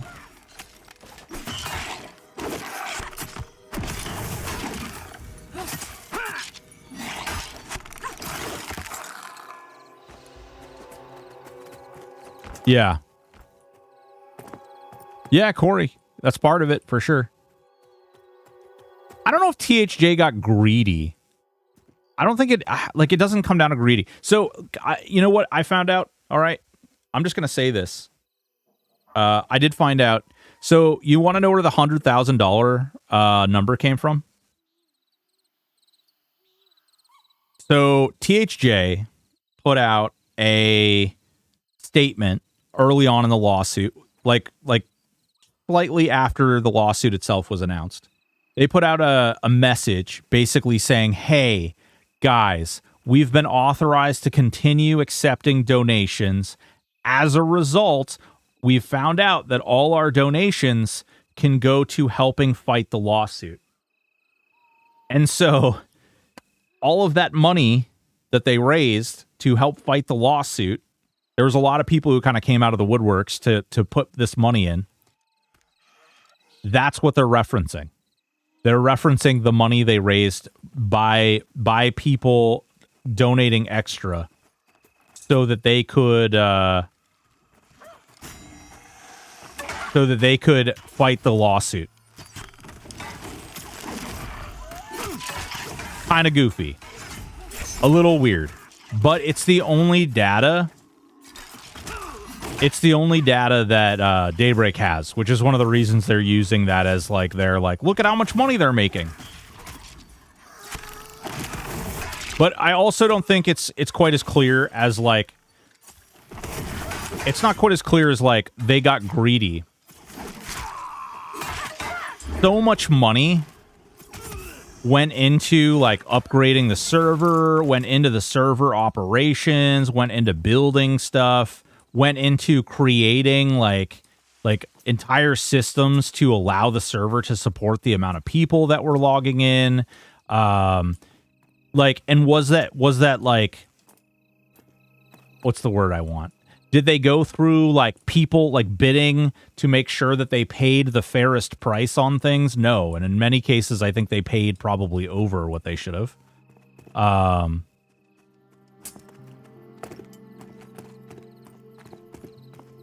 It's kind of crazy, but you know, it is what it is.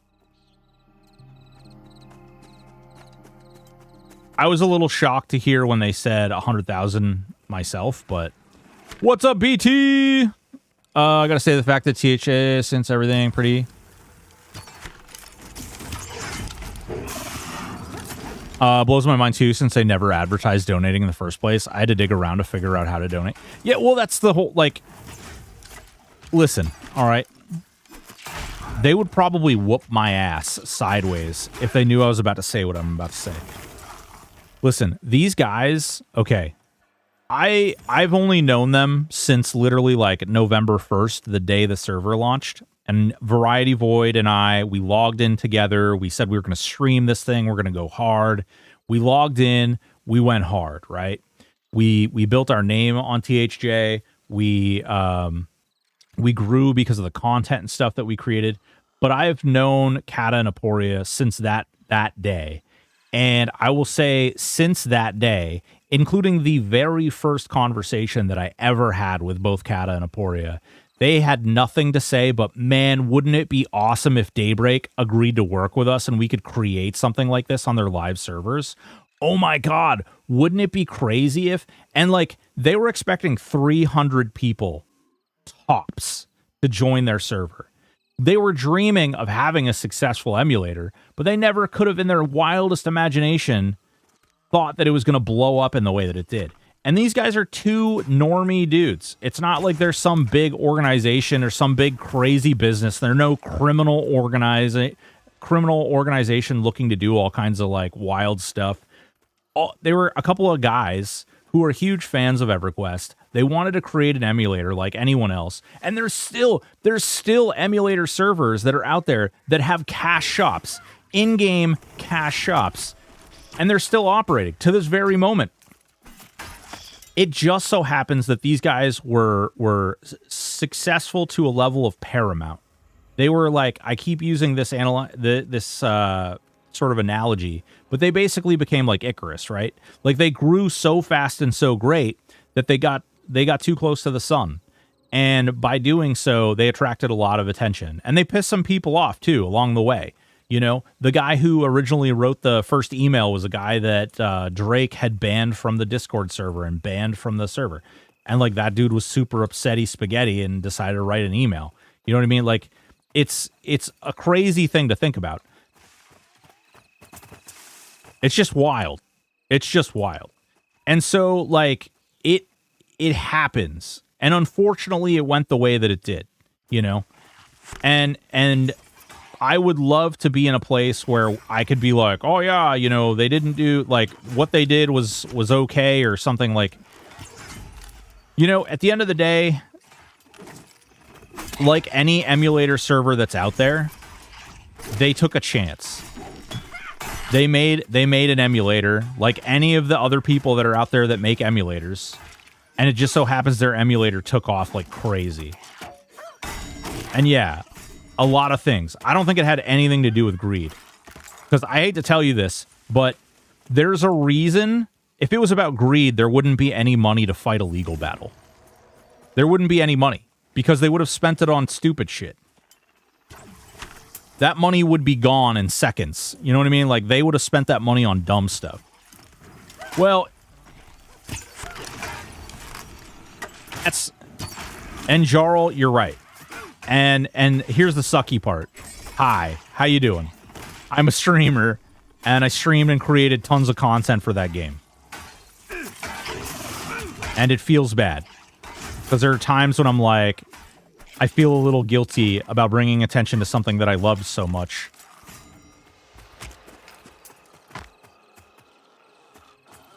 Daybreak equal the sun. Yeah, yeah, exactly, Lawn Dog. Daybreak equal the sun. What's going on, Pizza? I've dropped at least $2,000 the last 20 beers on Emu server. The best big thing. Ooh, their only fall. At the end of the day, Daybreak Games will go bankrupt. The EQ franchise will be sunset, and we will have our emulators back. I hope so. I mean, so you know how much of the emulator... So, all right. How many of you guys don't know who Acadius even is? I'm curious. I'm actually shocked that there hasn't been a video about this yet. I really wanted to make a video. Every time I go to make a video, I just, like... I'm sad. How many of you guys do or don't know who Acadius is?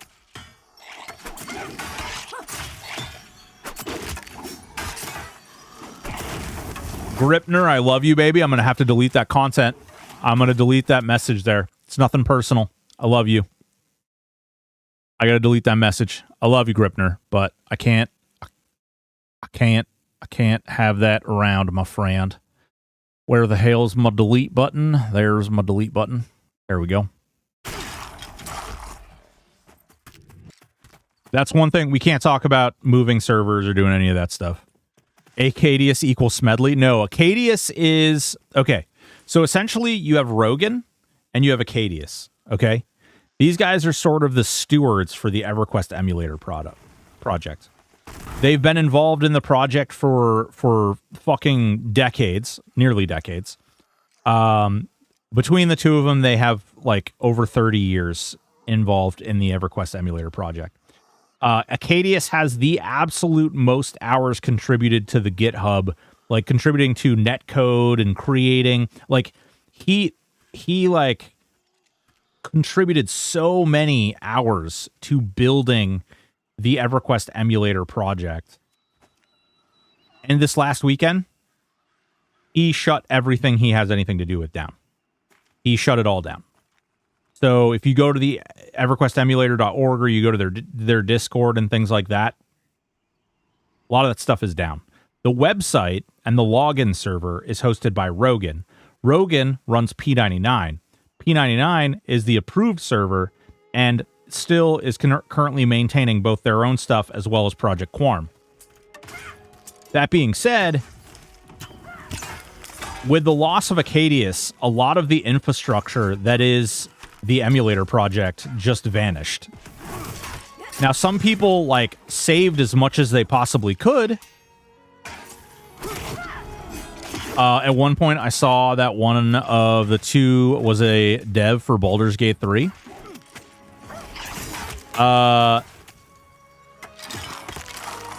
Neither one of the THJ devs worked on... They did not work on games before.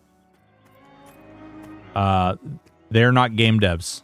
Neither one of them had any job doing game dev stuff.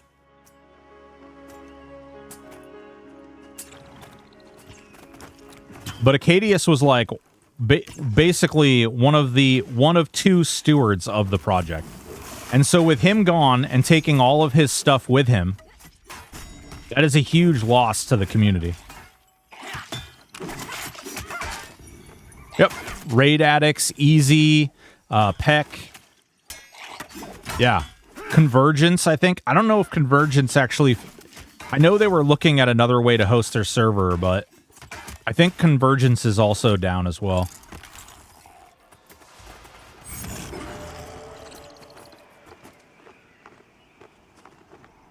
It's not scared, Sam. Daybreak basically announced that they're not going to change the preliminary injunction paperwork.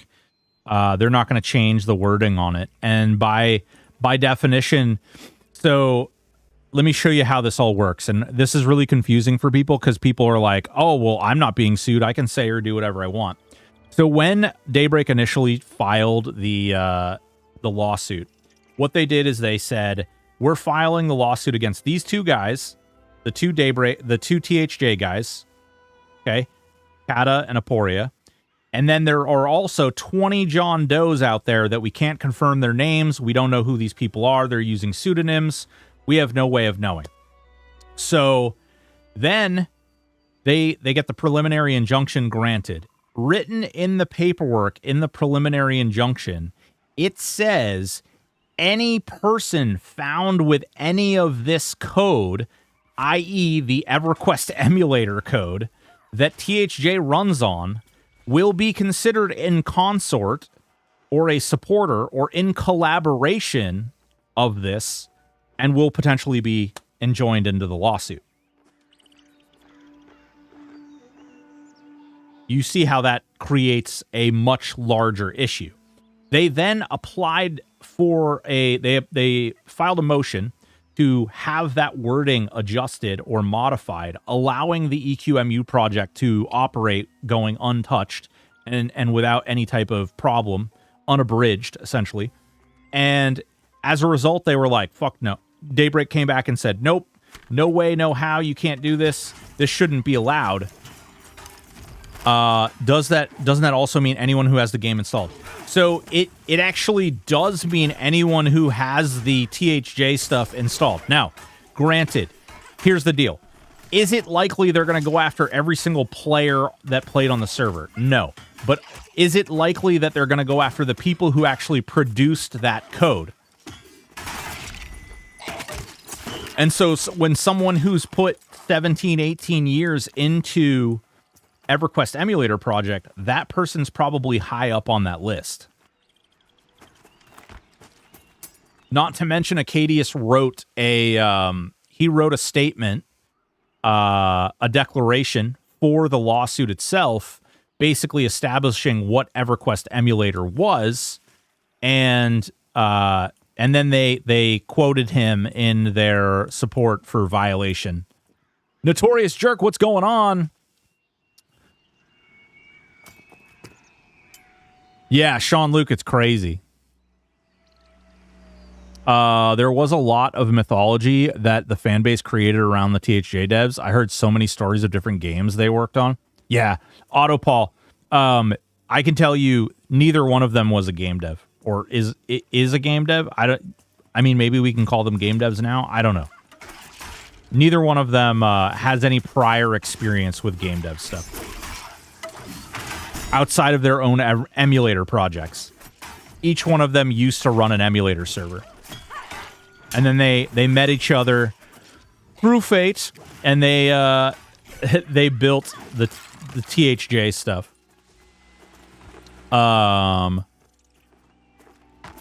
I know this is an unpopular opinion. It's kind of a long time coming. There was a good bit of arrogance when any concern was brought up about how it's been going on for years, and they never do anything. They won't start now. All right. So, Pizza, I don't think that that's an unpopular opinion. So when I talked to Rogan, who is the other person, he actually came into the Discord, and he actually discussed that I don't necessarily agree with this take, but, and so if I sound snarky, that's probably why. But one of the things that really bothered me was he essentially said people should know, people should just go into EverQuest emulator and know that P99 is the model in which you follow for your emulated server. You should just automatically know that as long as you do it exactly like P99 did it, that you're fine. And until this lawsuit, their contract was not public. They were very careful in keeping it very secret, which I thought was very strange. There was nothing out there to really identify that P99 was the poster child that every other emulator should like hold themselves to emulate.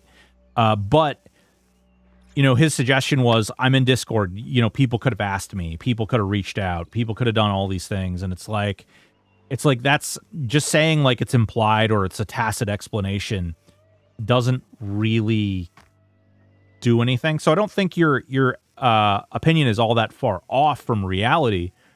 But on the flip side of that, they did allow emulators to exist for 20 years.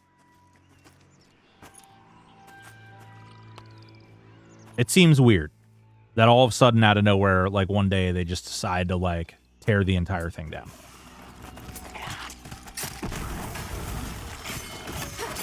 I don't know. Call me crazy.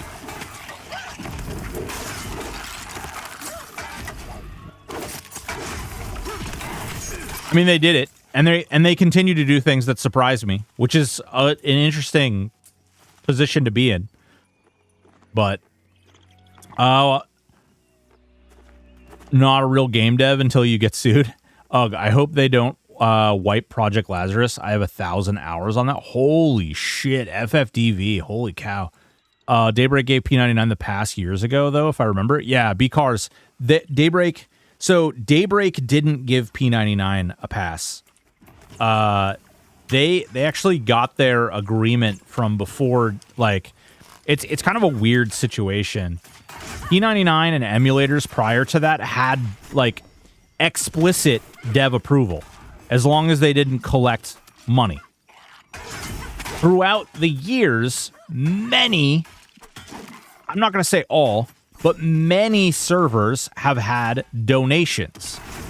And it's always been this kind of gray area.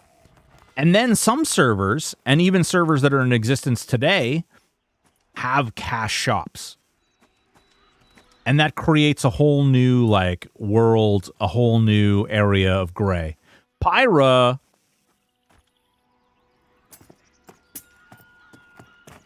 Combination of THA making a shit ton of money and their pants on head.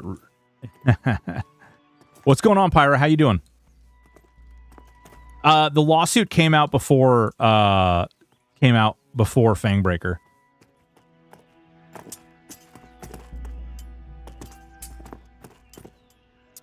They did, but they made a special contract for the only one that was popular enough to warrant it. No, they didn't, actually. So they actually served P99 with a C&D along with another server. Actually, they served two servers with C&Ds in addition to P99. Dahlia got a C&D. And then Winter's Roar or something like that, I believe is what it was called, was another server that got served with a C&D. Dahlia, I believe, got moved. Winter's Roar got shut down, and P99 got an agreement. No. This was a long time ago, Rayvon. This was a long time ago. This is how P99 got their agreement. Nah, Fangbreaker. Nah, Pyra. So you're saying that they didn't have any idea that they were going to sue THJ until the day that Fangbreaker came out?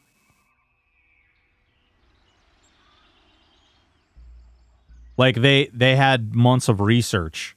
They said they became aware of THJ, and it's, well, they say they became aware back in December, and then they say that they became aware in March when they started looking at their financials, and their financials were being affected. I mean, it all depends on which story they've given that you buy into, but that's right. I avoided the drama for years until find out about THJ a month before they take it down. Oh, B-Cars, man. It was a really great server. I do think the 100K a month thing should. So Sam B, it is important to know. It is important to know.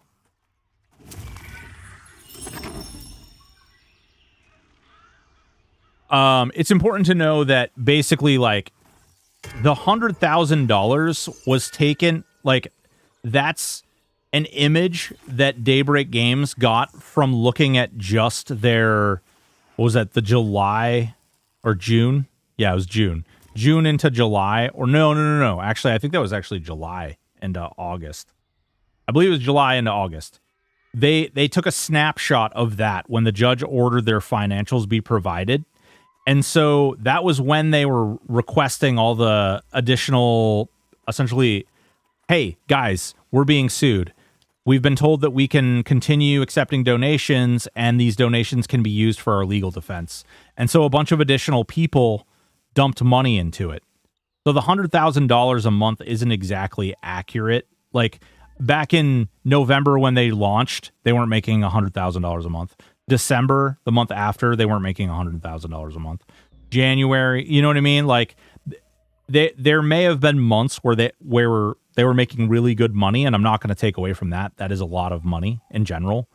But again, that money wasn't just like going to lavish vacations. That wasn't going into other things. That money was going back into the server and into a fund to essentially like pay for things for the server. ZTap Live, thank you so much for the follow.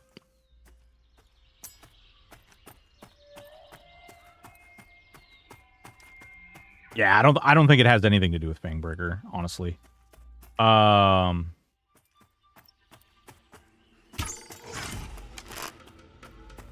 don't think it has anything to do with like the success or failure of Fangbreaker.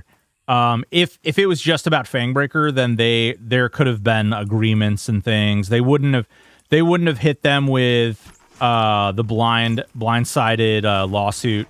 There could have been a bigger discussion that could have happened.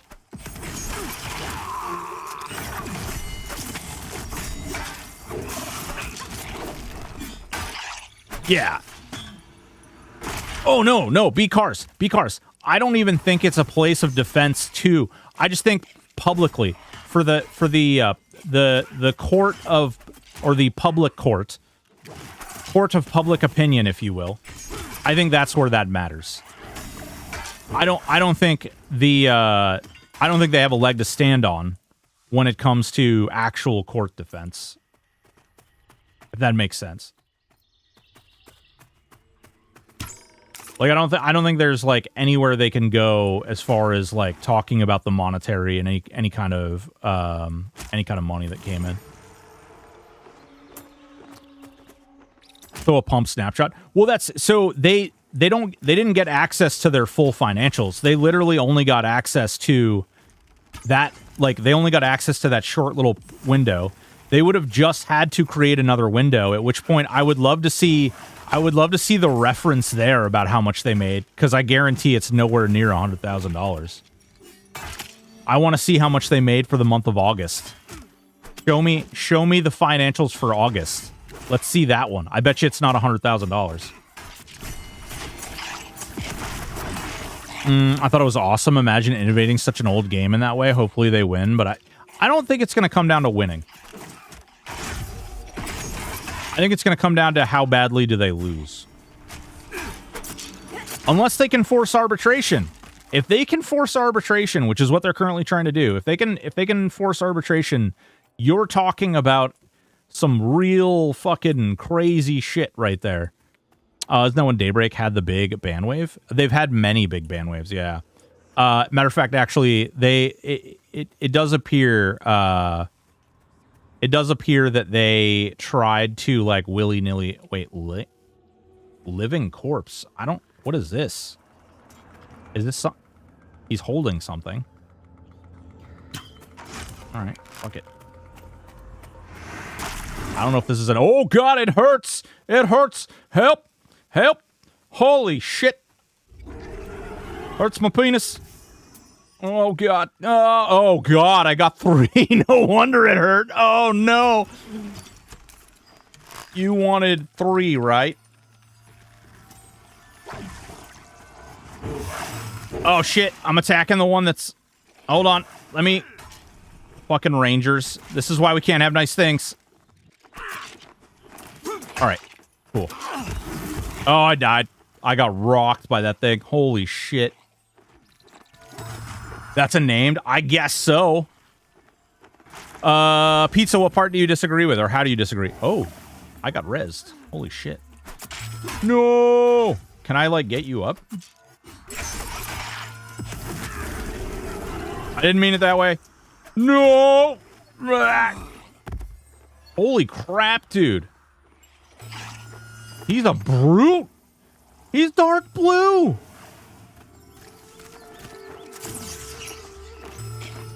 That boy's a big old bag of whoop ass. Wait. I should be able to run back, right? Is it better for me to run back? Anybody, quick. Is it better to run back? If I release, can I run back really quick? Yeah, run back. Oh, this isn't even that bad. Wait, right? That's the... Oh, hell yeah. Okay. Run! Come on, fat ass! Oh, God. I'm so overweight. I need to start eating salads or something. Oh.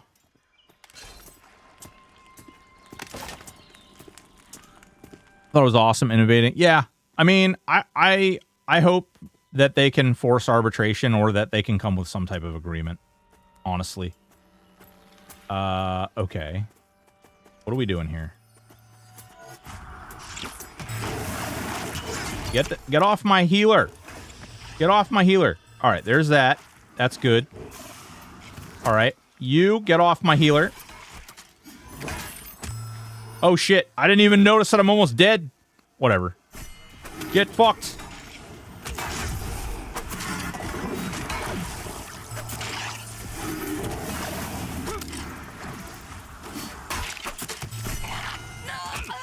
Oh no, he's gonna one-shot me. Help! Oh, my penis. Alright, we're running back again. Fuck it. I don't care. Is there like XP debt or anything? Like what am I doing to myself every time I'm leveling? Am I losing XP? Yeah, I'm probably losing XP. Whatever, fuck it. I don't give a shit. Oh, no wonder I almost just killed myself. Ooh. Come on, quick. I need to be able to cast heal. I need to cast fairy glow. Come on. Yeah, it's level 5. There's XP loss at level 5. I remember reading it. I think you severely underestimate how corporate structure goes. There is a head of EQ Fangbreaker failure to mirror the success of other TLPs coupled with the sub-loss of box MQ band waves. Would have definitely sent alarms up certain chain of command, and it's a lot easier to say those pirated versions of the game is killing. Yes, but the lawsuit, the inception of the lawsuit came... Here, we got him! We got him! Oh, no. Should I just let that on aggro? Oh! No, don't hit me! I'm nice! Where are the guards? Hello? 911! Help! Ah! No! Guards! Help!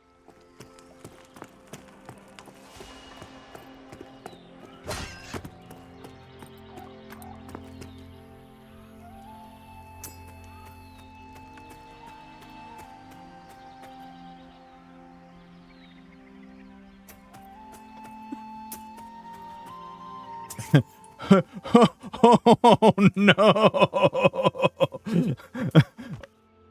Oh, my God. This is what happens when you leave me pulling. Yeah.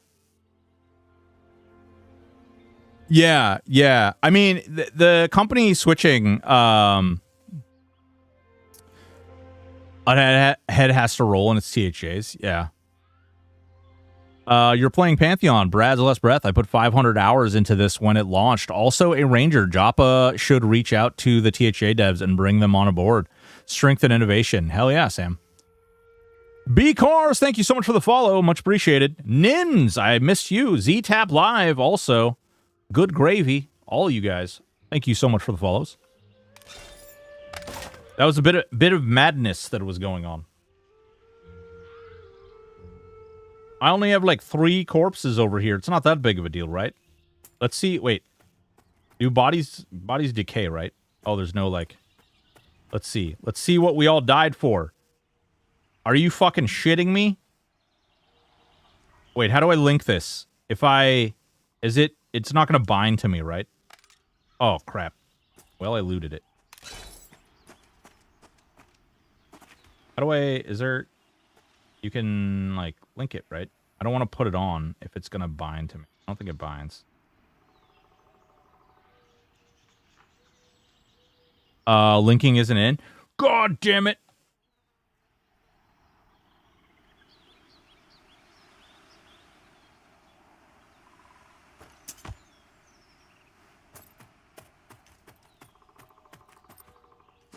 My items?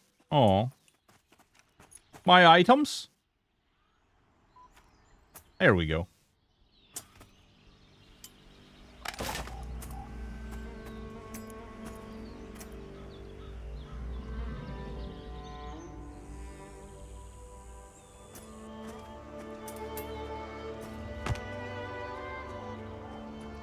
No linking. And how long has this game been in dev? Strike 1, comma, it's been in dev. What did we figure out earlier? What was it? Was it 11 years, almost 12 years? Assume you're on a US server. If you're on EU, I'll log in and give you all my stuff. Sam B, I am on a US server. I appreciate that though. If you are, do you play? Are you Sam B? Are you from the EU?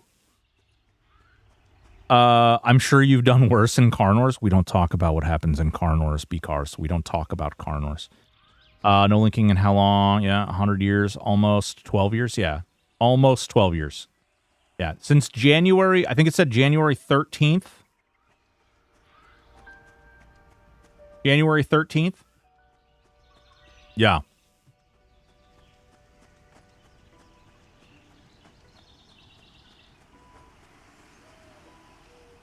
Yeah. Lost Hub. Love you, Lost Hub. Dinosaurs started developing this game before... Christ. Brad's death and something to do with Unity caused a lot of delays. Yeah, but they listen, there's more than just that. I appreciate that. I appreciate that excuse, but yes, Brad's death 6 years ago. They could have developed a whole nother game between the time Brad died and now. Meanwhile, EverQuest, the new EverQuest project is coming out in 2028, guys. Don't forget, write it on your calendar. My fucking ass. F's for Brad, yeah, for sure.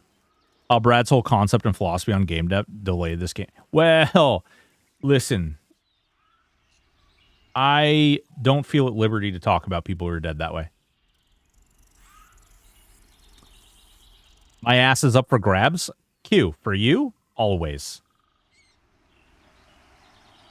Oh, man, did I destroy the whole group? Oh, fuck. Now I feel bad.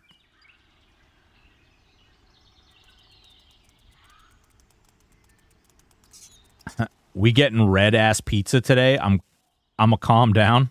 You're good, Pete. Pizza. If you say something that I feel like is like out of line, you know me. I'll tell you. And I'll delete all your stuff, and I'll time you out, and then I'll get into your DMs, and I'll tell you what a lamer you are, and then I'll kiss you on the mouth. And if you're lucky, there'll be tongue. Mealtime. Ooh, we haven't shout out Mealtime either. Mealtime with Dad is a truly amazing man with a beautiful, beautiful, beautiful, wonderful accent. Great voice. Awesome dude. Real talk, though, definitely go check him out. He plays a lot of really fun games. Plays a lot of the games like in the mindset of these games that we enjoy playing. He's played 7 Days. He's played... Are you trying to talk me out of this or encourage me? I don't know. I'm confused. I'm so confused. Yeah, Mealtime's a great guy, though. definitely check his stream out. Click his name, give him a little follow. He's a great dude. Q, I already shouted him out earlier, so it won't let me shout him out again, but definitely click on his name, give him a follow as well. These are great guys.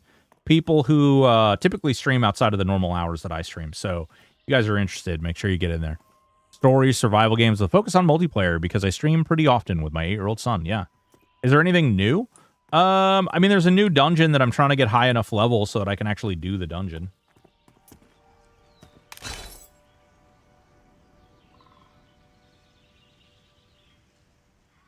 Mastery. I have 10 mastery points. Yes, I'm doing this right. At the end of the day, man, the game is... What I'll say is Pantheon has been in development for a really long time. And this is where Q and I differ. We're different, but the same. But we're different, but we're the same. But we're different, but we're the same. I like the gameplay in this better than I like M&M. I worry a little bit. I like the art better in M&M. I like the way that the game, I like that they seem to have more focused development in their game. This game, I just worry, this game, you buy it and you play it, right? M&M, I'm a little worried that the subscription cost of $15 a month for what is an early access game, I worry that they're going to burn people out too early. The cost is going to be dissuasive to folks wanting to give it a try and get into it and experience it in the first place. And me personally, I am not looking for a game that is going to just burn my time like it's water. I just don't have the time to invest in something like that. I don't think that makes it a bad game. I think that if people do have time for that and people enjoy that type of game loop, go for it. That's just not me at this point. At this stage in my life, I just don't have that bandwidth. I'll burn my time for you. Amount for their target audience, I think. Old farts with Doge, I think their thoughts are. Yeah, Gripner, I agree. What I'm worried about, though, is it's $15 a month for a game that really doesn't do a whole lot of I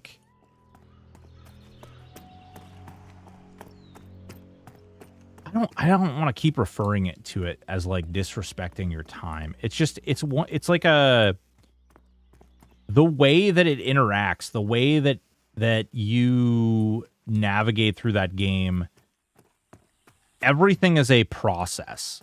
You can't just log in and spend an hour and achieve something. I'd be curious to find out what the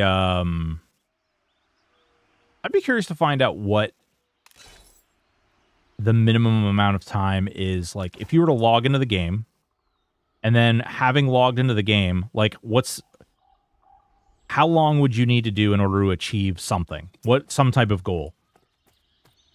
Whether it's travel between here and there, whether it's one level, or fill a bubble, or do a certain quest line, or whatever the case may be.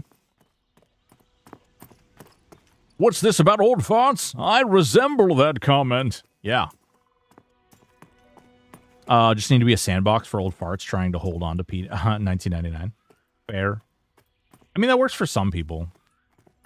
Also, screw you, Gripner. Not an old fart. Maybe that fart that just snuck out is an old fart. But, don't worry about it. Between me and my underpants. Level 8 Ranger. We're almost level 9. Hugh, what level are you? What level am I targeting? Pantheon is fun. I don't love how every fight, even the regular-ass mobs, is life or death. Yes, Q, that's what we were talking about earlier. I agree. I agree with that entirely. Every fight is everyone playing at 100% of the time. And if one of the people in your group is not playing at 100% during that split second that they need to be, then your whole group wipes and it's GG. You're starting all over again. That feels bad. That's a little too much. It's a little, like, the balance is a little too tight, in my opinion. Let me drink my beer. Yeah.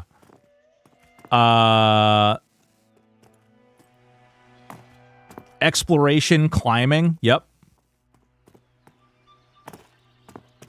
They're trying to pivot from that a bit, but they do want this game to remain group focused. Yeah, I think it's fine that it's group focused. I just think that it's more than group focused. Even as a group, you know, you got to shit your pants in order to do things. Pantheon is going to make ADHD friends groups implode. Yeah, dude, I'm telling you right now, the problem with this game, okay, is they are going to have derps who get into the game, who are going to want to try it, and they're going to get into a group, and because the grouping is so, like, it's so punishing to have a bad person in your group, there's going to be that Mythic Plus mentality in grouping in this game.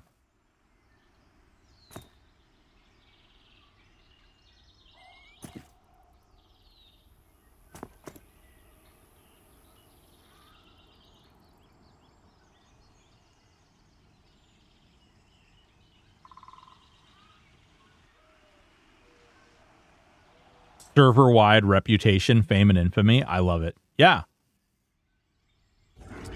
Names are way overtuned. Yeah, that was crazy. That was wild.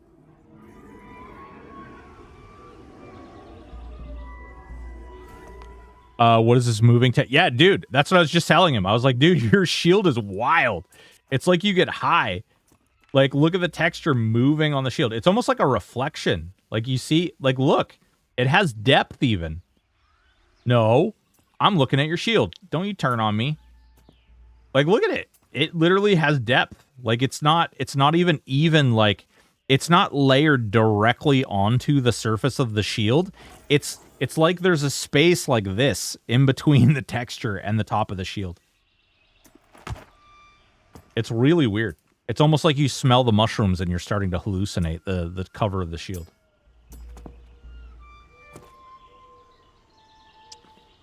Did you get any loot? Does anyone want shoulders? Yeah, there's some shoulders. Worm-eaten shawl. 2 armor, 1 wisdom.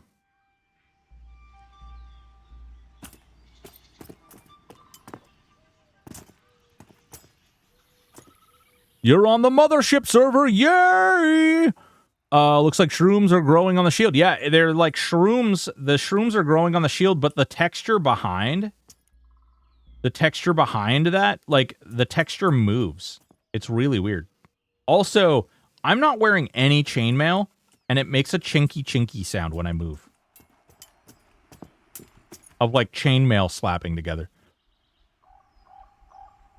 Hell yeah, what's going on, Hex? How you been, man? Looks like the shrooms are growing on the shield. Yeah. You will want good players on your friends list. That's how communities are born. It's not just theme park for easy consumption. So, Jog, I agree up to a certain point. Because what ends up happening with that type of, like, when you start to foster those types of mentalities, that's how people don't get invited to learn how to play better. That's how people no longer get the option to, like, step in and actually, like, make an effort. Because people are just shitty. What are friends? Sounds like some disease. Yeah, I mean, sometimes friends can be like a disease.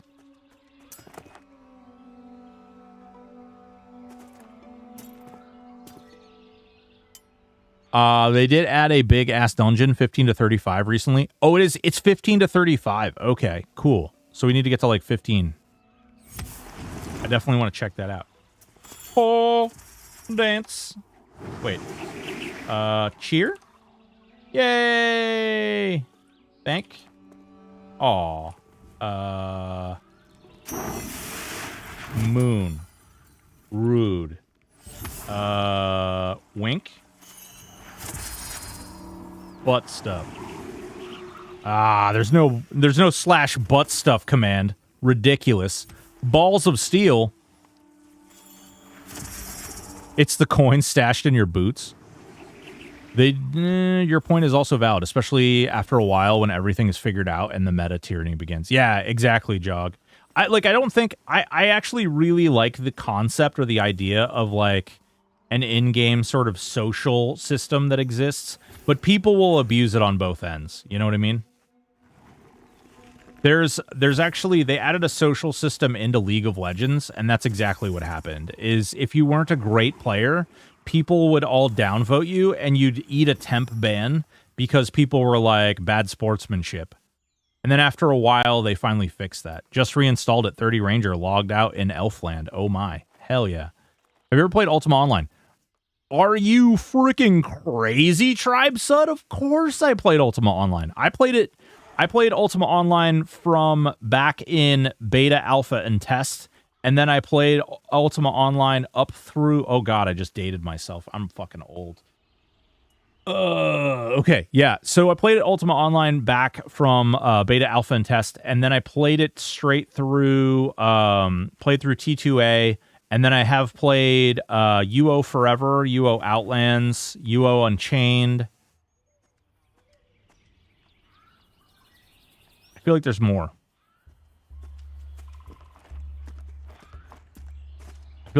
I actually have both. I have Outlands and I have UO live on my computer right now.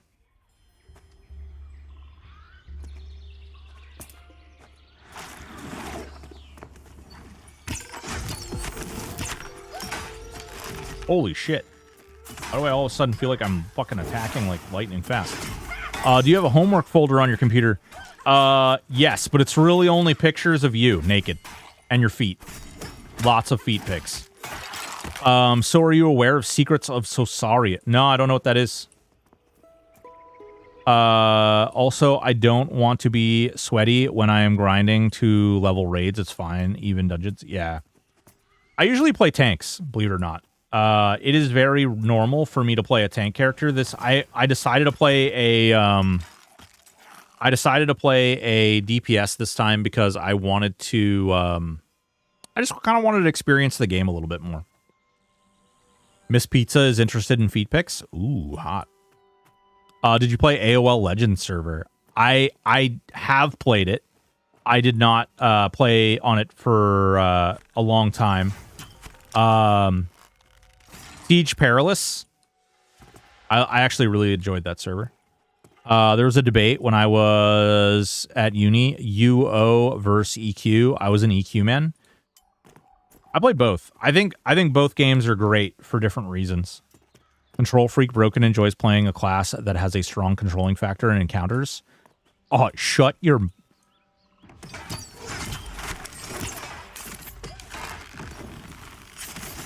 I'm angry. Mealtime said something that was real and it hurt my feeling. And now I am sad. Yes, okay. Maybe I have some control issues. Okay. And maybe, as a result of those control issues, yeah, maybe I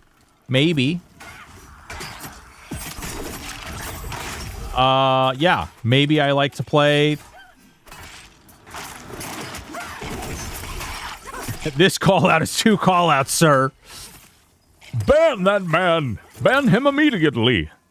Ranger's the best class, to be honest. May have changed. Was by far the best when I played during launch. So OP. I don't know if they're OP. Is a solo customizable UO kind of like Aaron Shore to a group? Oh, dude. Wait, Tribes. I might actually know what you're talking about. I found a server that was like that. Like the brief description that you just gave. I found a server that was like that, but I installed it, and then I got sidetracked with everything that I was doing at the moment, and I never really got around to playing it, and I eventually just uninstalled it. Once you can kite, it's bonkers. Healers are true controllers. They choose whether you live or die. So do tanks, though.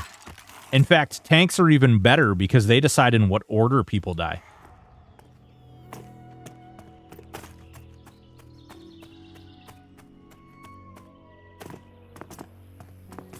I was still playing on MUDs in those days. Moongate. I played Moongate on Telnet. I'm so old. Please love me still, people.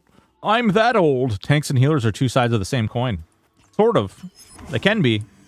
You can pop your raid cooldowns as a tank, and people will die. If the healer has aggro, the healer dies.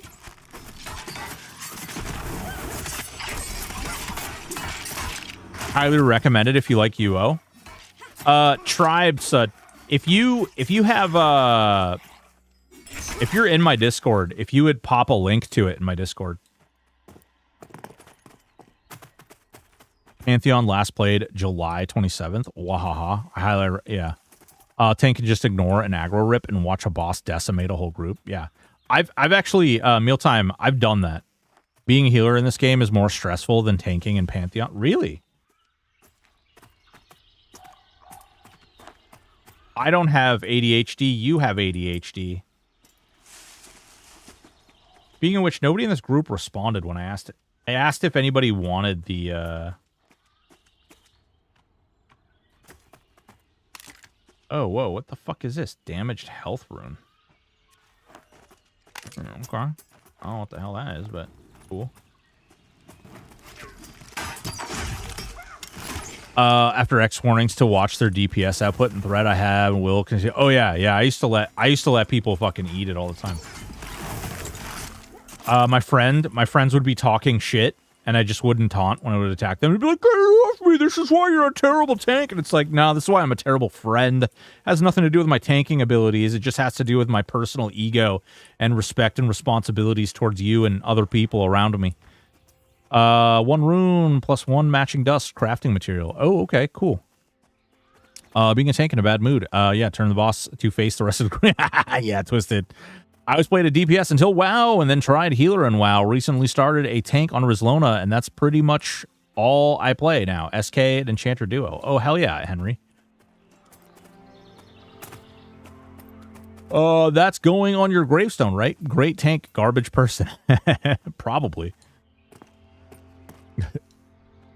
Or maybe just garbage tank, garbage person.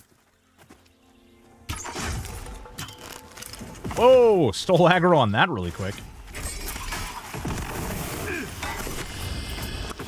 Bling. Somebody dinged.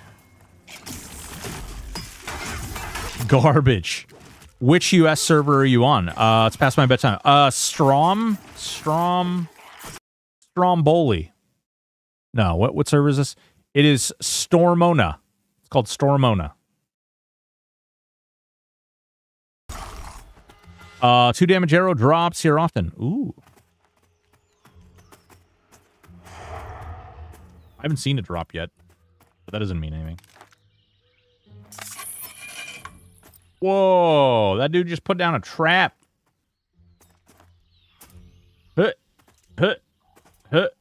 I'm the strongest man in the world. I jump on traps.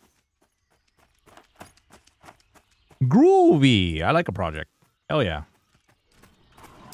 Played a MUD called Gemstone on AOL for years before EQ and Ashran's Call. Yeah, Ashran's Call was another big one. What's going on, Kraken? How are you? I played Ashran's Call as well. I did a bit of PvPing in Ashran's Call. Level 9? Ooh. Only 7 more levels. I think I'm hitting the point where this is like no longer as great of XP. It definitely is slowing down. But that might just be the leveling, like the curve. If nobody wants this, I'm just gonna put it on somewhere. Where's my shoulder? Oh, what, dude? You actually wear the shoulder item? That is badass. That is badass. Shoulder is a visual slot. I'm level 9. I just got level 9. The XP curve is so hard. Ooh. Is it like hooked? Is it hooked? You can tell us if it's hooked.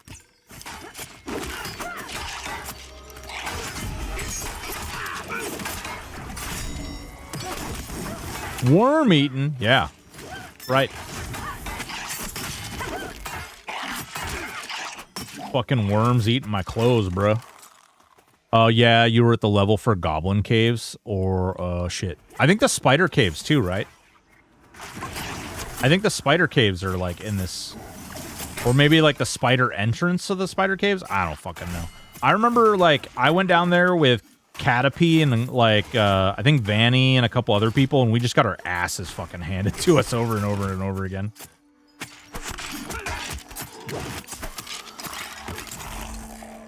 It was, like, literally corpse run after corpse run for probably 2 solid hours. Ashran's Call 2 was so broke. I didn't play Ashran's Call 2.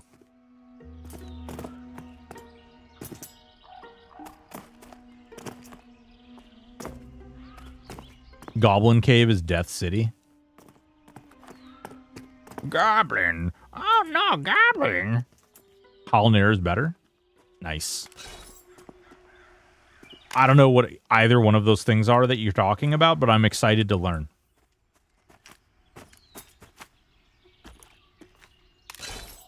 It's a cool game. It's definitely a cool game. Is this our home game moving forward? I don't know if this is our home game. I'll definitely put some time into it. I'm going to give Monsters and Memories another real college try this weekend. I'm going to create a new character, and I'm going to see what I can do.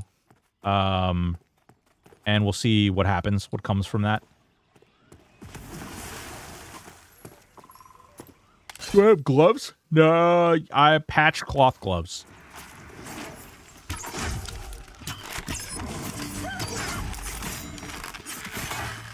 Crap.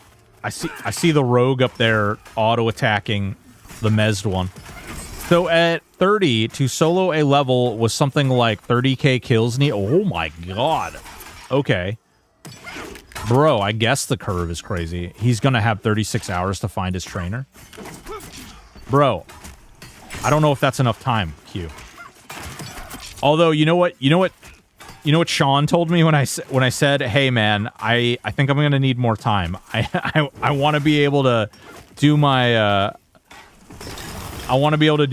my starter mission." And he's like, "Did you think to just ask someone?" And I was like, "Fuck, no, I didn't think to ask someone." You know why? Because the internet has me.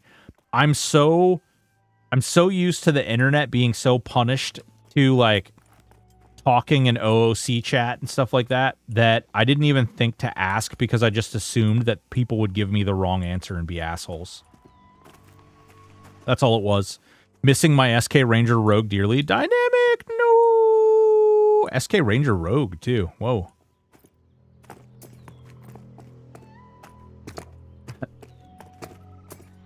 Yeah, he literally said, like, yeah, he didn't say, did you ask anyone? He was like, he's like, yeah, well, the thought is that you reach out to the community and you try to, like, you know, you basically interact with people, because the whole concept is that you interact with other people to achieve goals, and that way it builds a better community.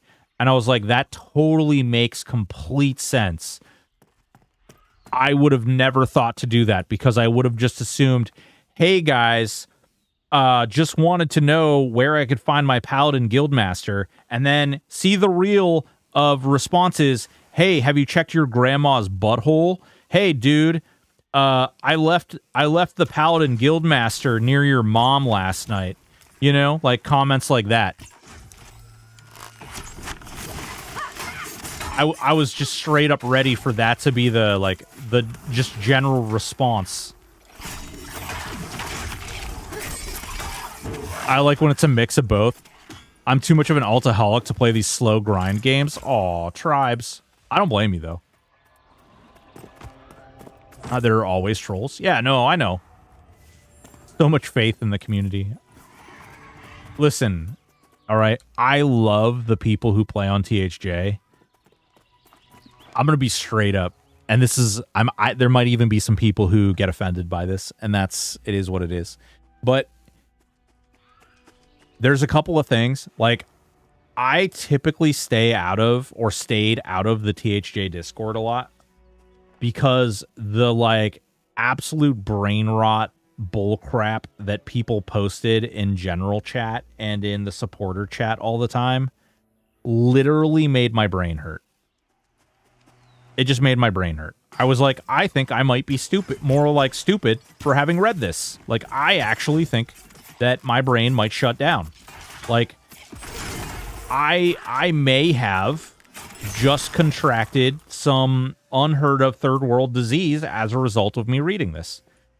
It was the same 3 or 4 people in that Discord. Yeah, Uthrain, 100%. 100%. Absolutely. It was typically the same, like, handful of people. 100%. Whoa, Hexcloud, look at this big guy. Whoa, what's up? What's up, fatty? Look at you. Oh, dude, that mask looks cool. Bro, you so fat. Wait, what the fuck? Whoa. Wait, did you craft me stuff? Polished stone beads. Hex. That was nice. Alright, belt. Belt. Alchemy fundamentals. Vesper high. Whoa, headdress. Yeah, boy. No, my head graphic is gone. Beads. Next.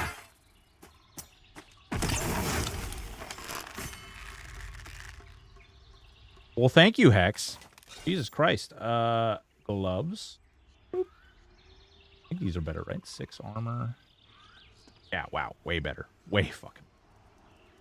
Dude, how is the crafting?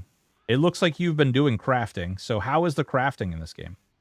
Where is the hammer? One-handed hammer. Oh, shit. That's actually really good, too. 7 damage.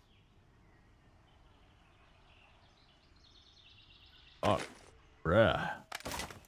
Crafting is level restricted? Like, you have to, like, level up as you craft, or what? I joined your guild and got all the help I ever needed from people. Yeah, so that was the cool part. And that is the best part of the THJ community. Because at the end of the day, like, that's why I wanted to create the Broken Ones Guild, because I wanted people to be able to ask without getting trolled off the server. Because sometimes it got really hard. And I felt really bad for people. Sometimes I would reach out to folks and I'd be like, listen, I just want you to know that the whole server is not, like, this trolly. Does this require a dagger or something?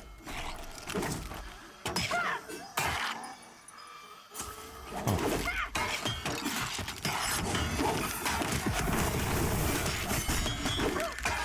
Including crafting. Interesting. I found the limited amount that is game engaging. The trick is to read the boards without a brain winning. Oh, God. But, Garrett, that sounds terrible. All right, I think I put everything on, right? Good.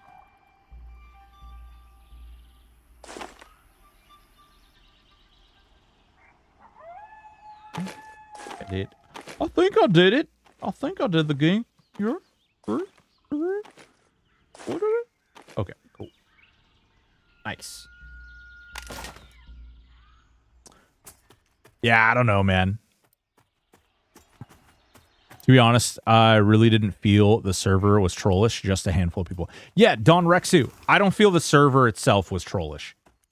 It was just the same group of people. The problem is that, like, certain times of day, those were the only people that were online. And when, like, you have a new player or something that is, like, trying to learn the game, it's really not good for, like, newer players to, like, log in and be like, I don't know how to do any of this stuff, and then just be, like, met with, like, yeah, your mom knows what to do with that stuff, you know?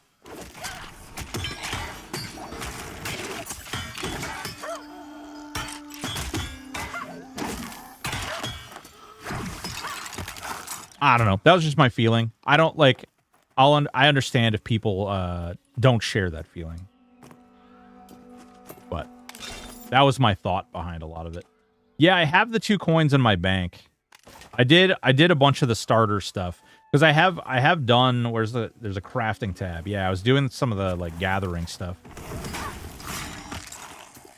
I know I don't, but I still like you. Oh, well, I mean, geez, Quatos. Well, you know what? You can't even baby steps, bro. I seen you fall down an entire goddamn mountain like 7 billion times. And there's stairs right there.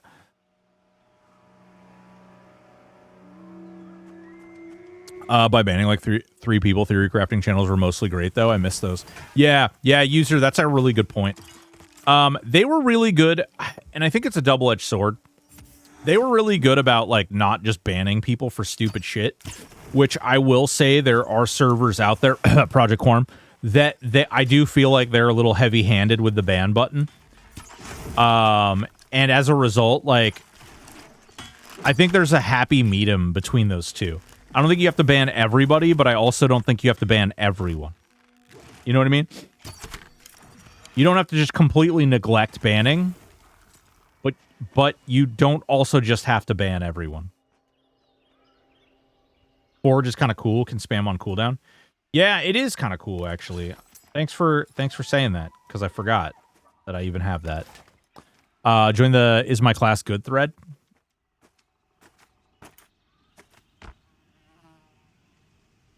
What do you... Oh, you gave me 20... Oh, dang, bro. Dang, bro, I got money. I could buy hookers and blow. Hookers and blow. All right, screw you, group. I got hookers and blow to buy. What do you think this is?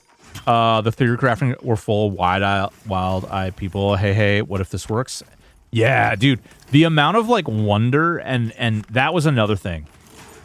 I really enjoyed the fact that like almost every single day that I logged in fact, I'm kind of sad that I don't really see it anymore. Every day that I logged in to THJ, or every day that I logged into my Discord, I was met with like somebody with some new idea that they had, and they were so excited to tell me that they thought about this new evasion build, or they thought of this new way that you could like proc this ability and use this skill, and when used in conjuncture, it would allow you to do this totally cool thing. And like people were just, they were so excited because there was so much unexplored area. There was so much reason to do all kinds of like fun stuff. And it does make me sad that I don't get to see that anymore. I know this isn't the best way to play this character, but it is kind of fun playing just the bow. Yeah, I can do a wield. I have 2 weapons. Drink and eat makes sounds and are spammable. Oh, God, Q. No, I can't do that. Wait, does drink... Hold on. Oh. No. Nope. I heard him breathe out, and then the swallow sound. No, I'm good. I'm out. Nope. I'm not doing it. Nope. Listen, my wife watches those mukbang videos, and I'm not gonna lie. I'm only like 2, maybe 3 mukbang videos about having a documentary written about me. It's like, oh God, it's like nails on a chalkboard for me. It kills me. Yeah, dude, mealtime, straight up. And she watches people eating burritos. And it's like the sloppiest. I don't know what they do, if they take like mouth moisture something like before they go in to eat them, but oh God, it is disgusting and makes me sad. It makes me so sad. Real talk, dude. Real talk. And I'm sorry if you're one of those people. I really am. I used to work with this guy who I'll never forget. He got a Subway sandwich one day, and he just was like mowing down that thing in my office, and I almost threw him out my window. 3rd story window. Almost did it. I was ready. I was so ready. I was like, man, listen, I'll deal with the consequences. Fuck it. It's worth it. Baguette. Motionless light baguette pound. Nope. Not doing it. I'm not doing it. Other people can tell me just how wonderful or how terrible it is, but no. What the fuck is that screenshot, Q? What is that screenshot? Oh my God. Dude. Oh, no. I had a coworker, buddy, who got us kicked out of break rooms for his loud eating. Oh, no.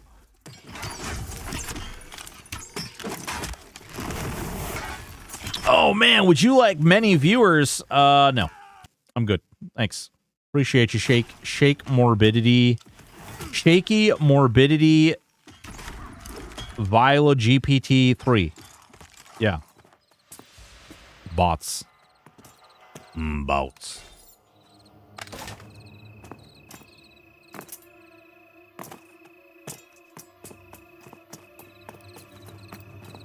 I'm hoping, guys, I'm building some really cool things for Avalon right now. I'm hoping that I can get authorization to show you guys some of that stuff.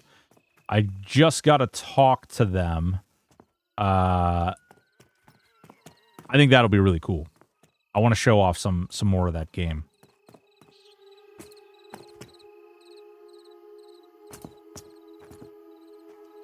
Sexy baby. Scoop that 8-8 duo. I'm gonna go get goodies. My goodies. My goodies. Lower meat. Oh, real talk, guys. Something else I really like about this game. I like not having to watch for degradation on items. For the love of God. Decay and shit breaking. Oh, Windy. It's too soon. It's too soon. I tried to talk Hidden Tree into having an AOA test. All right, this is super dirty, and if you guys think less of me, I'll understand. But when we found out THJ was going to shut down, I reached out to Hidden Tree to be like, yo, there's about to be several thousands of people looking for a home. Maybe you should do another stress test on AOA. Like, right in conjuncture with the shutdown. As you can see, that didn't happen. But I was like, come on, man. I was like, hey, wouldn't this be great? Think about how many eyes this could put on your project and how cool it could be. It could be great. We're prepping for November 10-day test. What's up, Lumpy? What's going on? I'm enjoying it. I really enjoy the gameplay. Are we moving up here? Yeah, we're moving up here.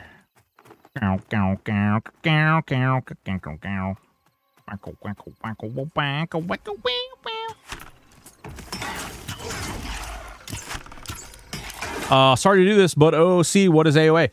AOA is a Drooling Online Adventures, Lawn Dog.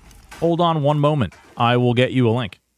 ADroolinOnline.com. So, before anyone says it, no, it is not a Minecraft add-on. It is a voxel-based game. It is... Oh, there you go. Q got us. It is a voxel-based game. It does have, like... It uses boxes to craft things. It is way more in-depth, way more... Like, there's a lot to it. Like, a real lot to it. It is a really cool game. It has a like completely AFK crafting system if you want to. In fact, it's even better than an AFK crafting system. You can literally start all your crafting at all of your crafting tables as long as you leave the items at the table, and then you piss off and go somewhere else and go like XP, and when you come back, all your crafting's done. Including your skills. Like, your skills will go up. It's amazing.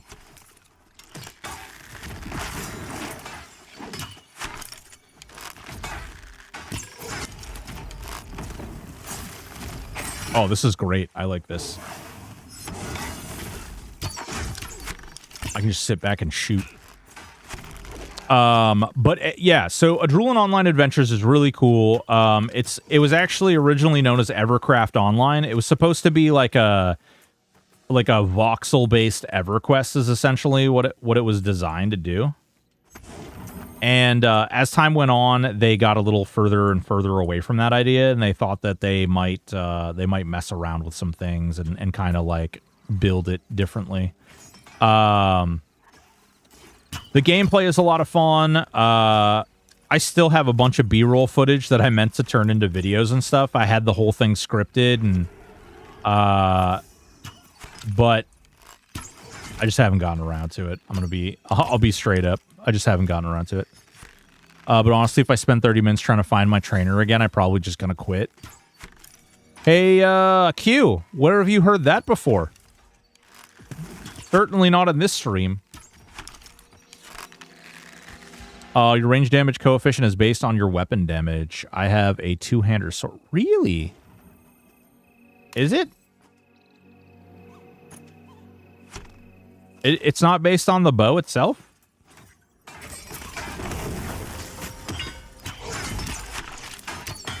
Have you tried asking people? You son of a bitch. Does anybody know how to clear up this gonorrhea? At 10, you get your major combat prowess, engage and disengage. Yeah, I've heard about that. Eminem has some good online maps people have made.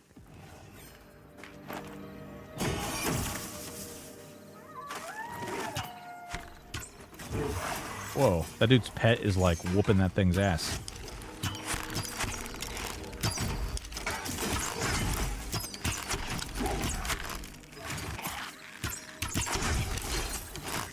Well, we're getting to 10. I think we're like 20% in, right? A bubble is 10%.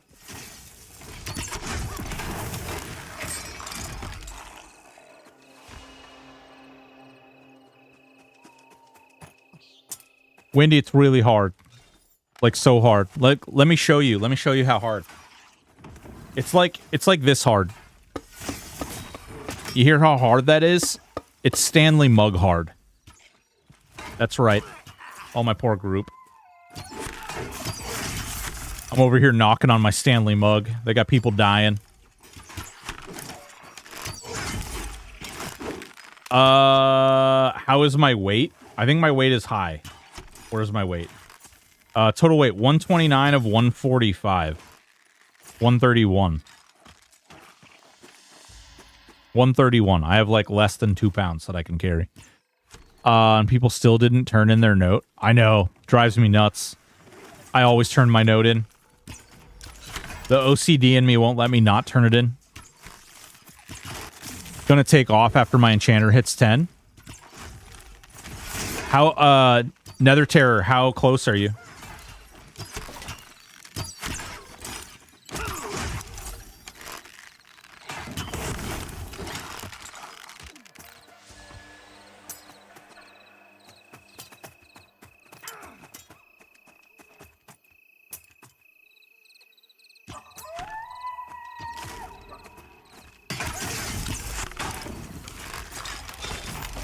Ooh, yeah, motherfucker.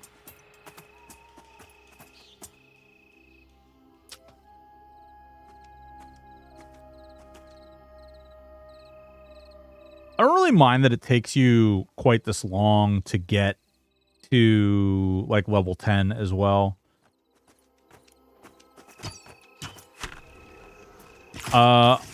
I'm not saying you gotta like it, but there's a certain level of social presence you can exercise in a multiplayer game that will help you in the long run. But to each their own. Yeah. No, I think it comes down to that whole, like, you know, some people are gonna like that, some people are gonna hate it. People have different flavors. Had a mod to show my XP as a number, like X. Oh, cool, Lumpy. Still, why make me hunt for something that is critical to my success and potentially frustrate me? I'm sorry, but I wanted to be hard no map, but there are certain things that just don't make sense to me. Yeah. I mean, it's one of those things, it's like, I think there's certain, like, styles, like, there's certain things that work. And if that's their goal, I have a 24 slot. Jesus Christ, 24 slot bake box. Wow, hex.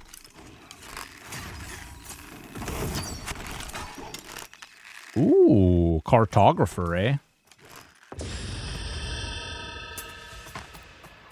Ew, did they have that when you were hunting down that dungeon? That dungeon that you found wasn't that wasn't on the map, right?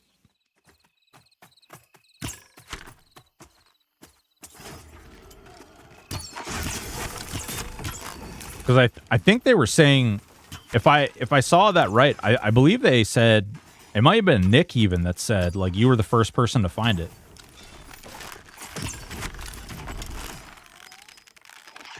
Well, that's so windy. I actually, like, it's kind of a weird thing. I don't mind that there's no map in game necessarily, as long as, because like as time goes on, you're gonna learn. If you play the game, it's that barrier to entry, and I do think that the barrier to entry is something that has to be looked at. If you're a new game and you're like trying to build a player base. Like, if this is the second version, or if this is like EverQuest 2 or like an expansion or something, that's one thing. Holy fuck, my balls! Alright, I'm gonna kill the skeleton first. That way, it's just one less thing you don't have to keep track of. Alright, one down. Alright. Now we're killing this guy.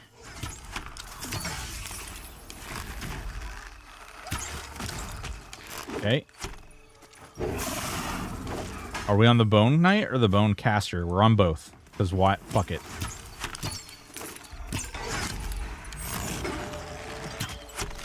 It's tough. It's a barrier of entry.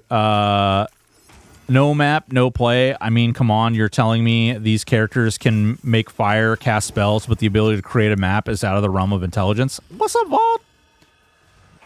I would love to see cartography being an in-game trade skill. I would love to see that. Furthermore, are you ready for this? Furthermore, I would love to see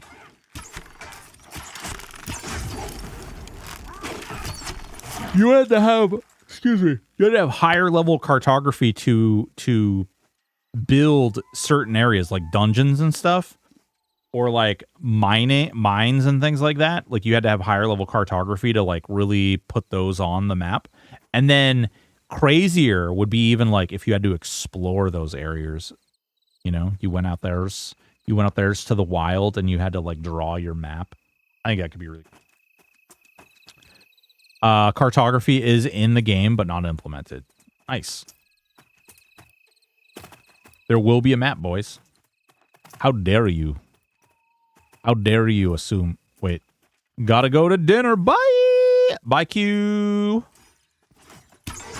Yeah. I think it's different strokes for different folks, right?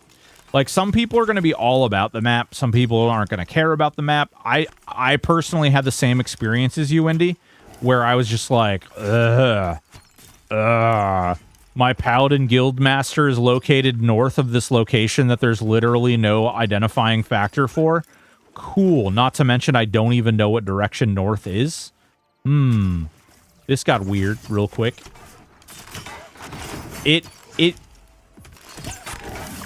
And maybe that's a byproduct of it being an early access. And then my response when I spoke to the devs was literally like, they were like, hey, did you ask somebody? And I'm just like, no, I didn't.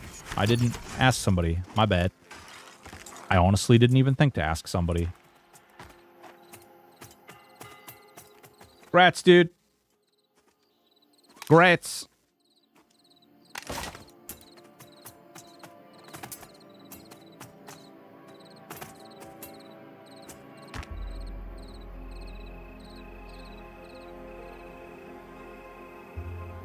Mendo stop and ask for directions? No, we make our directions right.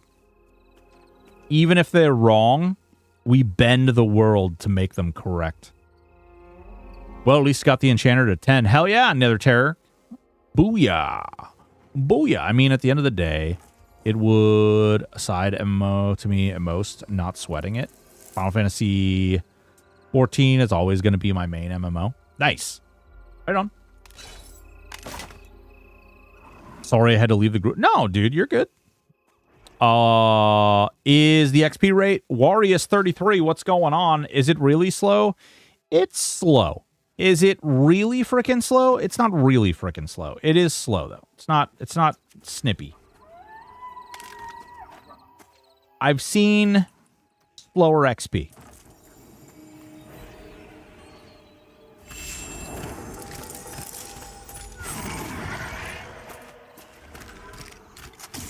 Whoa.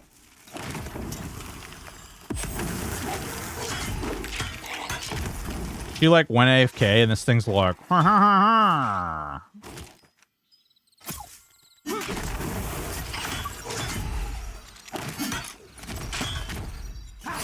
20 plus it gets real slow. Ugh.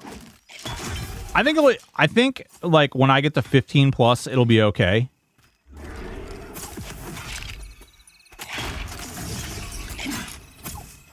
Am I fucking this person? Wait.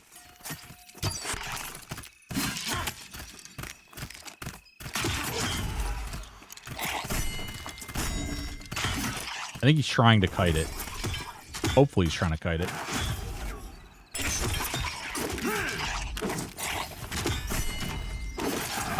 To be sure, see, the Huntress also has a progressive bounty. Yeah. I have a bunch of those quests. I just haven't, like, it doesn't really do a great job at telling you where to go to find those things. So I've been doing those quests, but... Yep.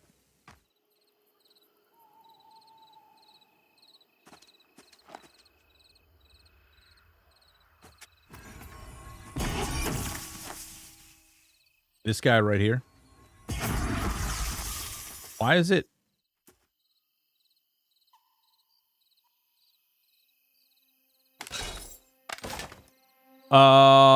It will get slower, then after that it gets more slow, and then it becomes like level 45 and OG EQ, but perpetually. Nice. Well, I think when I hit... So the reason I bring up the whole level 15 and it won't be so bad is because I want to explore that new dungeon area. I want to check out that whole Red Keep or whatever it is. The Scarlet Butthole. Ooh. Ooh. Booties. Booties. Boots.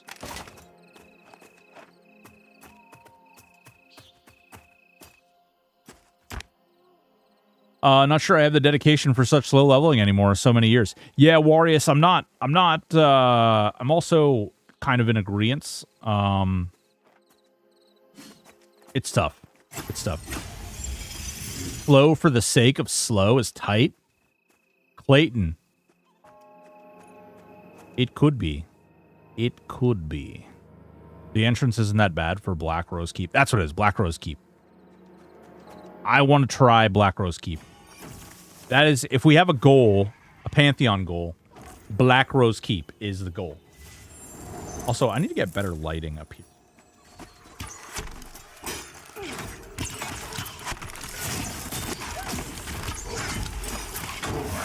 I'll get on my druid for that group. Hell yeah. Also, sorry for killing you. Love you.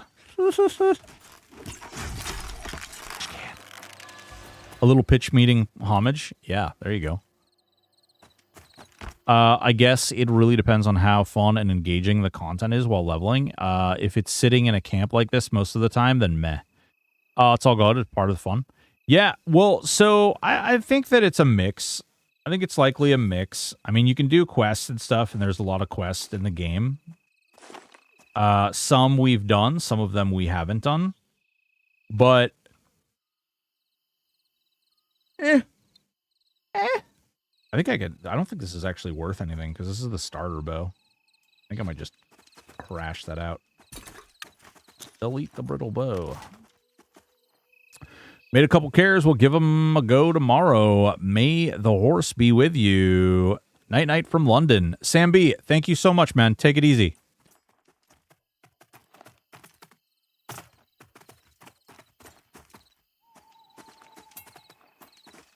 Once.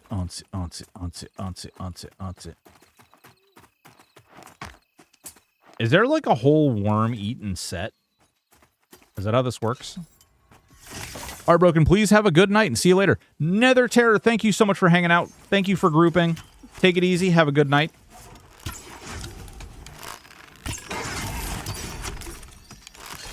Bagow.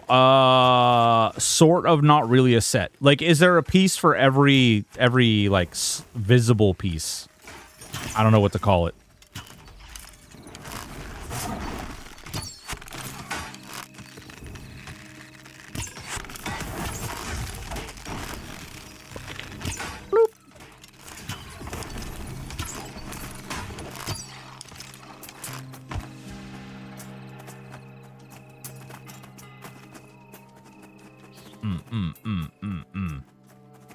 Hell yeah, boys.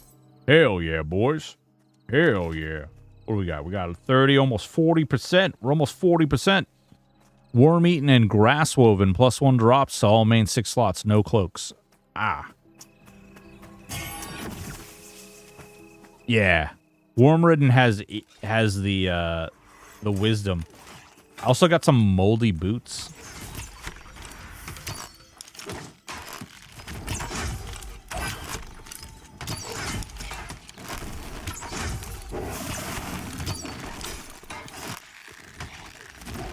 This isn't so bad streaming doing this particular DPS class. I don't know. Once I get the like melee, like the engage and disengage stuff, we'll see how much I'm liking it then.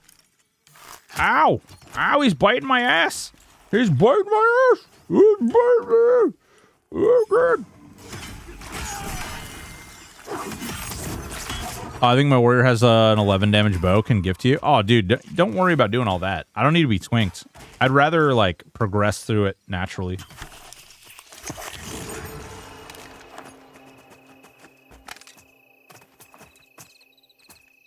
Give me your snake skin. No, she left me.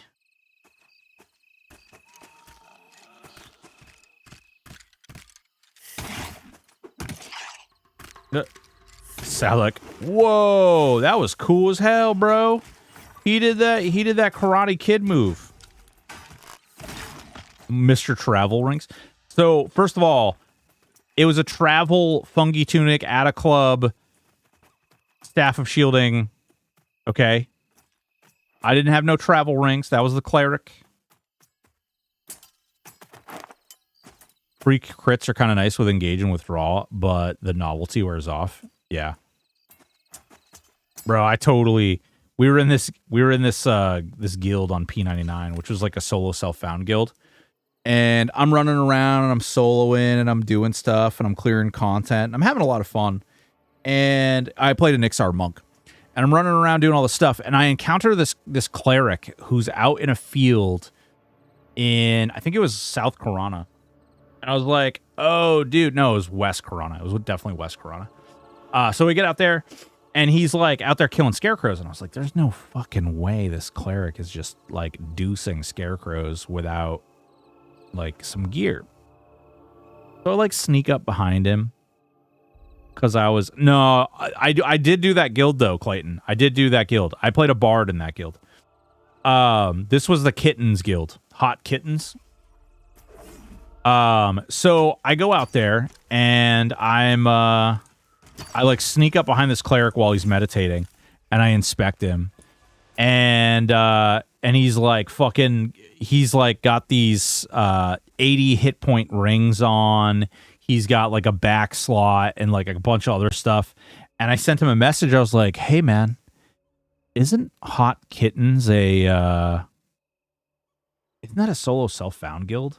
Like, isn't that a guild that's completely comprised of like solo self-found and all that? And he's like, yeah. And I was like, where'd you get those? And he's like, oh, someone in the guild made them. And I was like, bull fucking shit. Nobody in the guild made those.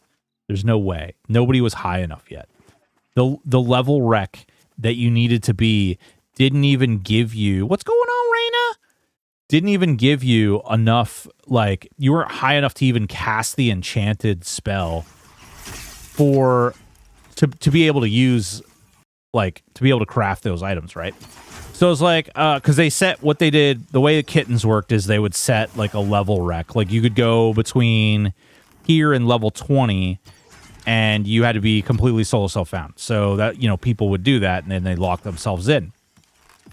And so that's exactly, you know, I did that and you know, this guy's like, oh yeah. He's like, it's not that big of a deal. They're just my travel rings. And I was like, oh, well, you just, you know, you didn't appear to be traveling to me. You were very clearly killing Scarecrow with these on. And he's like, oh no, I swapped them off. I just put them on in between. He's like, I just put them on in between like pulls and stuff. And I'm like, really?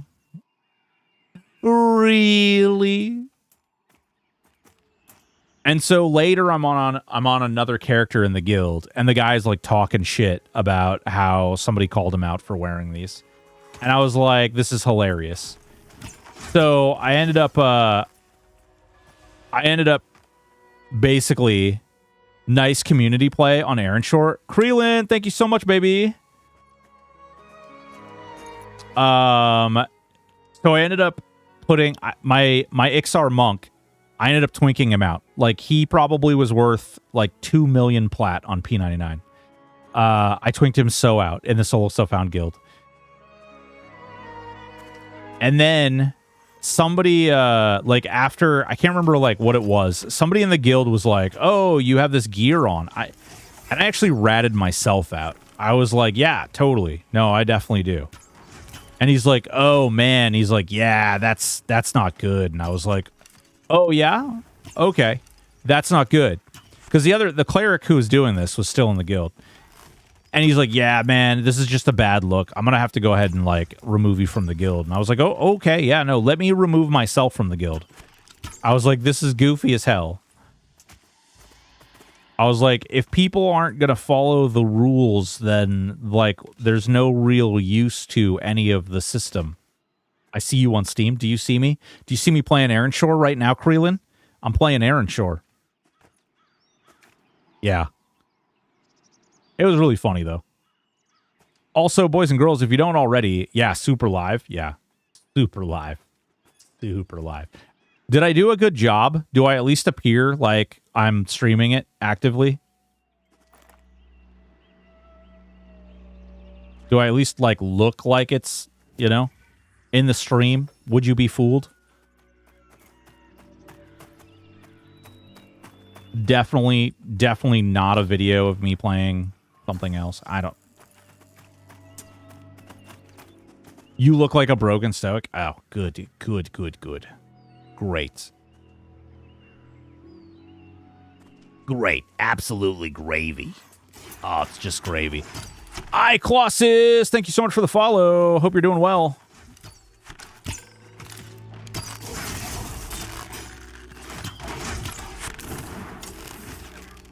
How are the casters?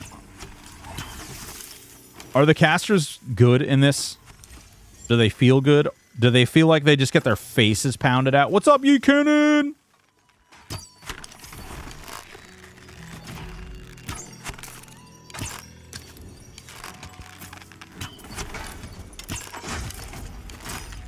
Wiz can push some booty in. Wizard can melt. Ooh, Wizzy's nuke and forts. Maybe we'll have to try a wizard out at some point. Summoner has 2 pets, 20 plus, and big physical damage. Ooh, but aggro management, that Wiz is tricky. Is it like EQ, where like you're playing a wizard, you get to stand up once, cast a nuke when it's at 40%, and then sit back down, but be careful when you sit because you're gonna get butt touched. Druid was fun until 19, and then I stopped at Orcs after taking about 6 hours to get half a level solo. I shouldn't complain because I played EQ. Grab that 9. Oh, I'm the leader? Oh, somebody made me the leader. What monk? Grab that 9 monk. Oh, there he is. El Agil. Undead. What is this place called? Undead place? Ruins? What is it called?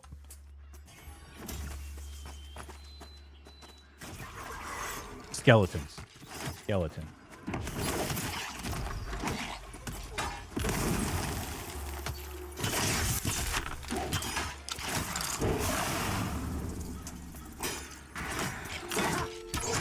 Aren't these elites? Isn't that what this means? The little one-up arrow? Doesn't that mean they're elites?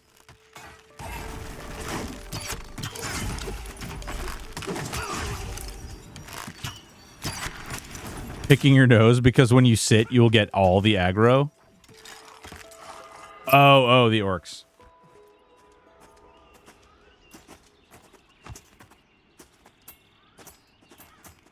Bro, who the fuck made me leader? God damn it. Group responsibility is a... I have to actually read the chat now.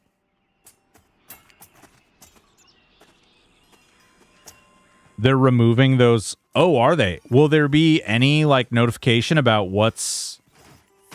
Like, what's what? Just make Agil... Yeah, just make him the leader. You're the captain now. Wait, I don't think that's how this works. Oh, that's how this works. They're making mobs more like EQ. Wait a minute. So, does that mean there won't be elites at all?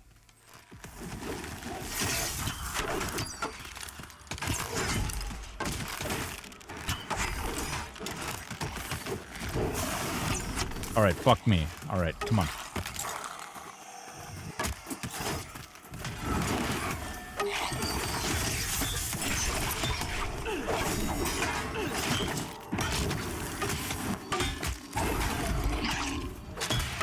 Correct, just bosses and raid mobs. Okay.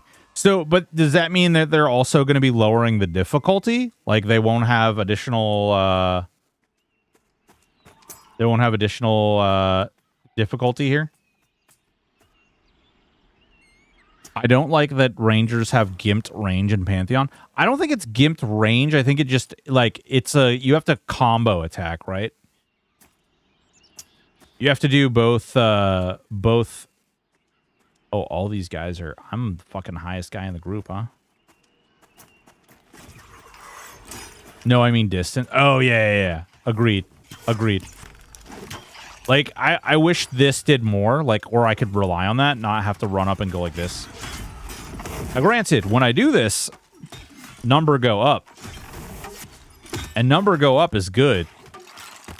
But...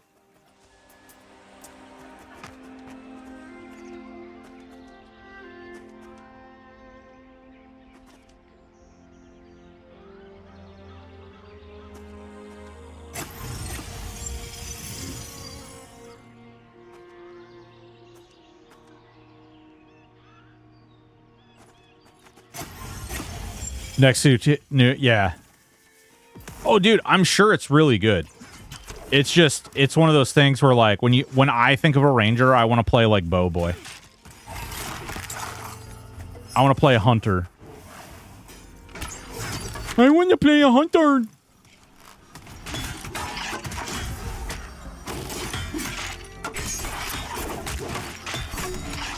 They haven't given the details on how they're removing the, but they just want one mob type, then boss raid mobs. Nice. Makes sense.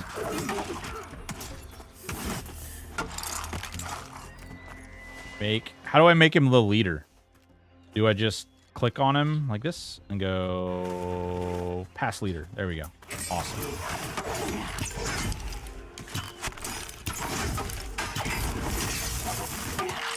I told them that someone else needed to take the leader because when I lead, I get scared, and when I get scared, I pee a little. And they don't want me peeing.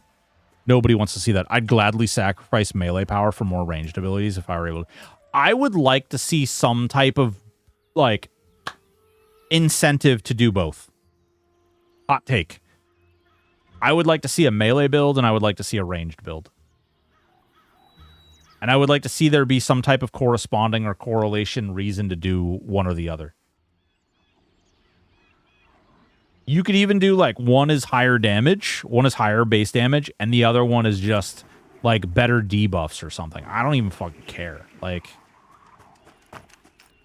I would just like to see like some type of fun differentiation between the two.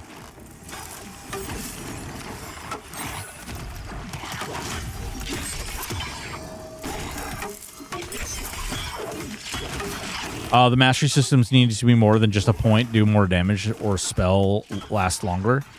Yeah, yeah. I haven't really delved into that, and I'm probably gimping myself because I haven't really put any points into that.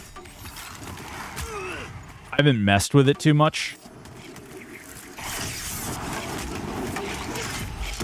When I say too much, I mean I haven't messed with it at all. Yeah. I haven't even opened it up. It's not out yet. Oh, so I'm gaining these points just for no reason? Can't you, like, is there a way, where is it? Something. Buttons. Buttons go push. Buttons go push. Buttons go push. Buttons go push. Buttons go push. Buttons go push. Push. No? None of these buttons do anything. Whoa, look at this. Look at this big old Chubba Wumba. It's Big Daddy Hex.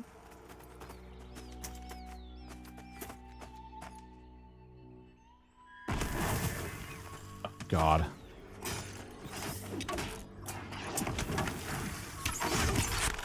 Thank you, Hex. Oh, okay. So now I use a two-hander? Oh, wait. I'm in combat, so I can't switch. Yeah, I know. I was being a dumbass, and I was just mashing buttons trying to find which window was the right one. There we go. And then this is an 8 damage. Oh, I actually have a 9 damage bow. X. Does the 1 dex make all that much of a difference? Ooh, wait. But this is actually way faster. Never mind. Just kidding. Ignore that. Never mind. That bow's real slow. Also, being at a flank is big, too. Oh, so, like, being between, like 4 and 7, roughly. I'm not mad at direction stuff. Oh, you have a flanking shot. Ooh.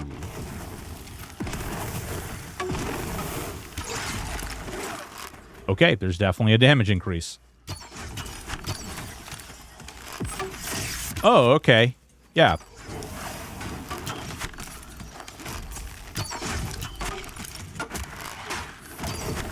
Being at a flank is better. Mr. Fwank Wink. You talk about Mr. Fwank Wink. He winky fwank.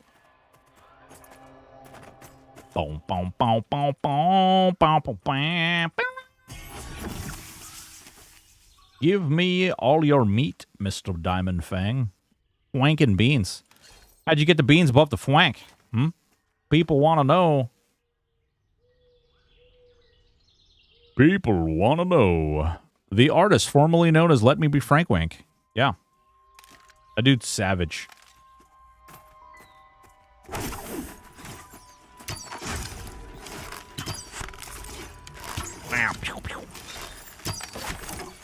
I don't know. Game's fun. I'm not sure what you would do. Like, what do you do in this game outside of being in a group?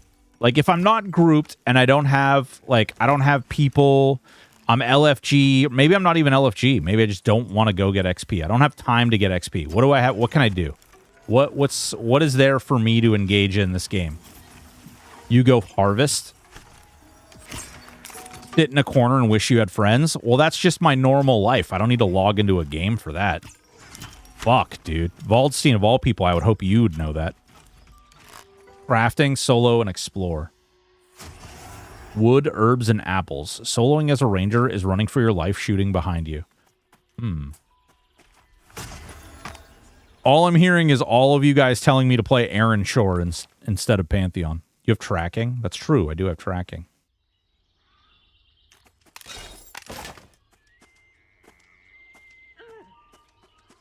I'll roll. 2 hit point bone ring. Nice. Pass. Pass. I'm excited to try Drooling. I joined and registered. Oh, dude, listen. Here's the thing about a Drooling, okay? There is currently no plan for another stress test anytime in the near future. And what's even worse is that the game is like roughly like it's at least like 2 years out from being released. And I love those boys. They're real great people.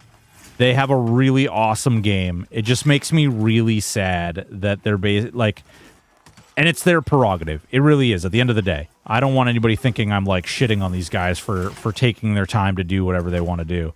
But like, as someone who's excited about their project, it fucking sucks that it is so far from being done. You want a game that's half Aaronshore and half Mega Bonk? Holy crap. Can't even imagine. Hey, your butthole's glowing. Hex, your butthole's glowing. Hey, actually, something else real quick, Hex. I don't see your corpse everywhere. I don't see your corpse anywhere. I'm not used to this. Usually, there's like a million hexes laying around dead everywhere. Kiting would be snaring and backing up while firing ranger kiting, and Pantheon isn't kiting. I drag them to the roads. Fair enough. Whoa! Sade XD! Thank you so much for the follow. Appreciate you. You're the best. You are, in fact, the best.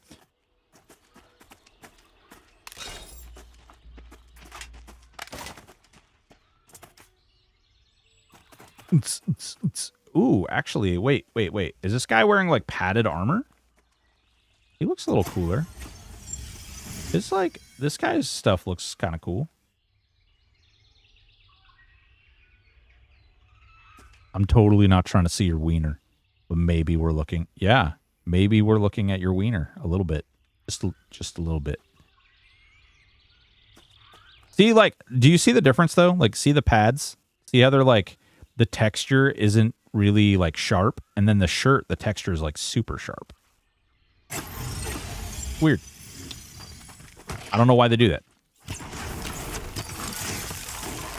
Treasure chest? I don't understand. I don't know where you are. Did you go over here? Oh, there you are. With it, there's a treasure chest.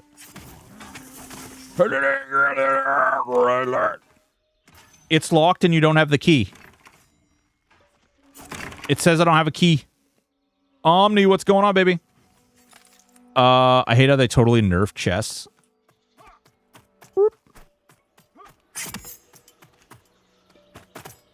Wait, so chests were a thing?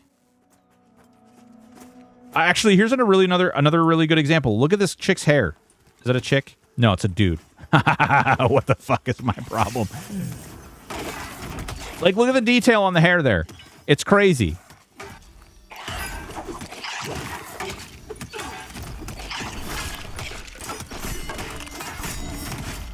Whoa, okay. Fucking hell. Because most people were rogue looting chests in dungeons big time. Oh, yeah, dude. Totally. That's a old UO thing. It's literally even like, there's a class, like, template in Ultima Online to literally go into dungeons and just loot the chests and sneak out. It's a whole thing.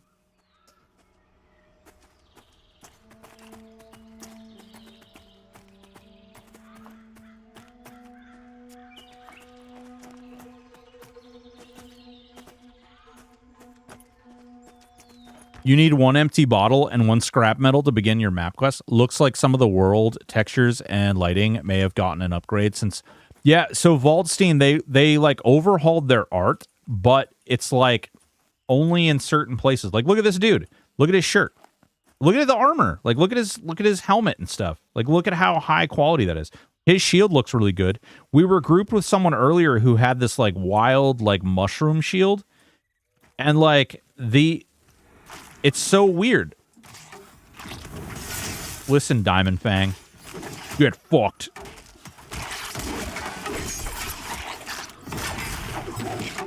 I'm in tier 3. Yeah. Oh, there you go. Actually, look at his stuff. Although, look at your back armor. It's all stretched. Like that's lazy. That's weird.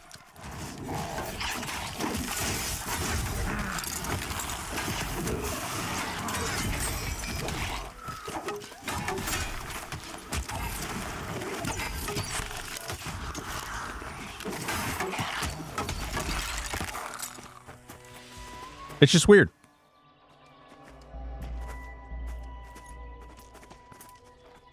Gonna come bring you a gift real quick. Oh god, I don't know if I can carry much more gift. I'm so heavy. I'm 10 pounds overweight already. Actually, you know what?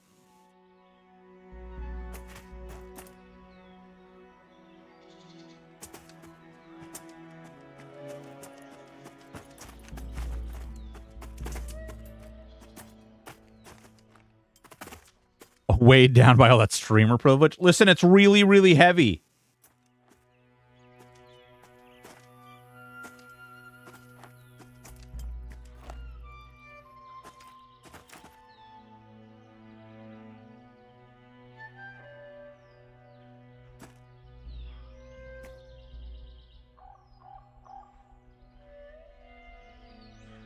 All right, Snock123, thank you so much for the follow. All right.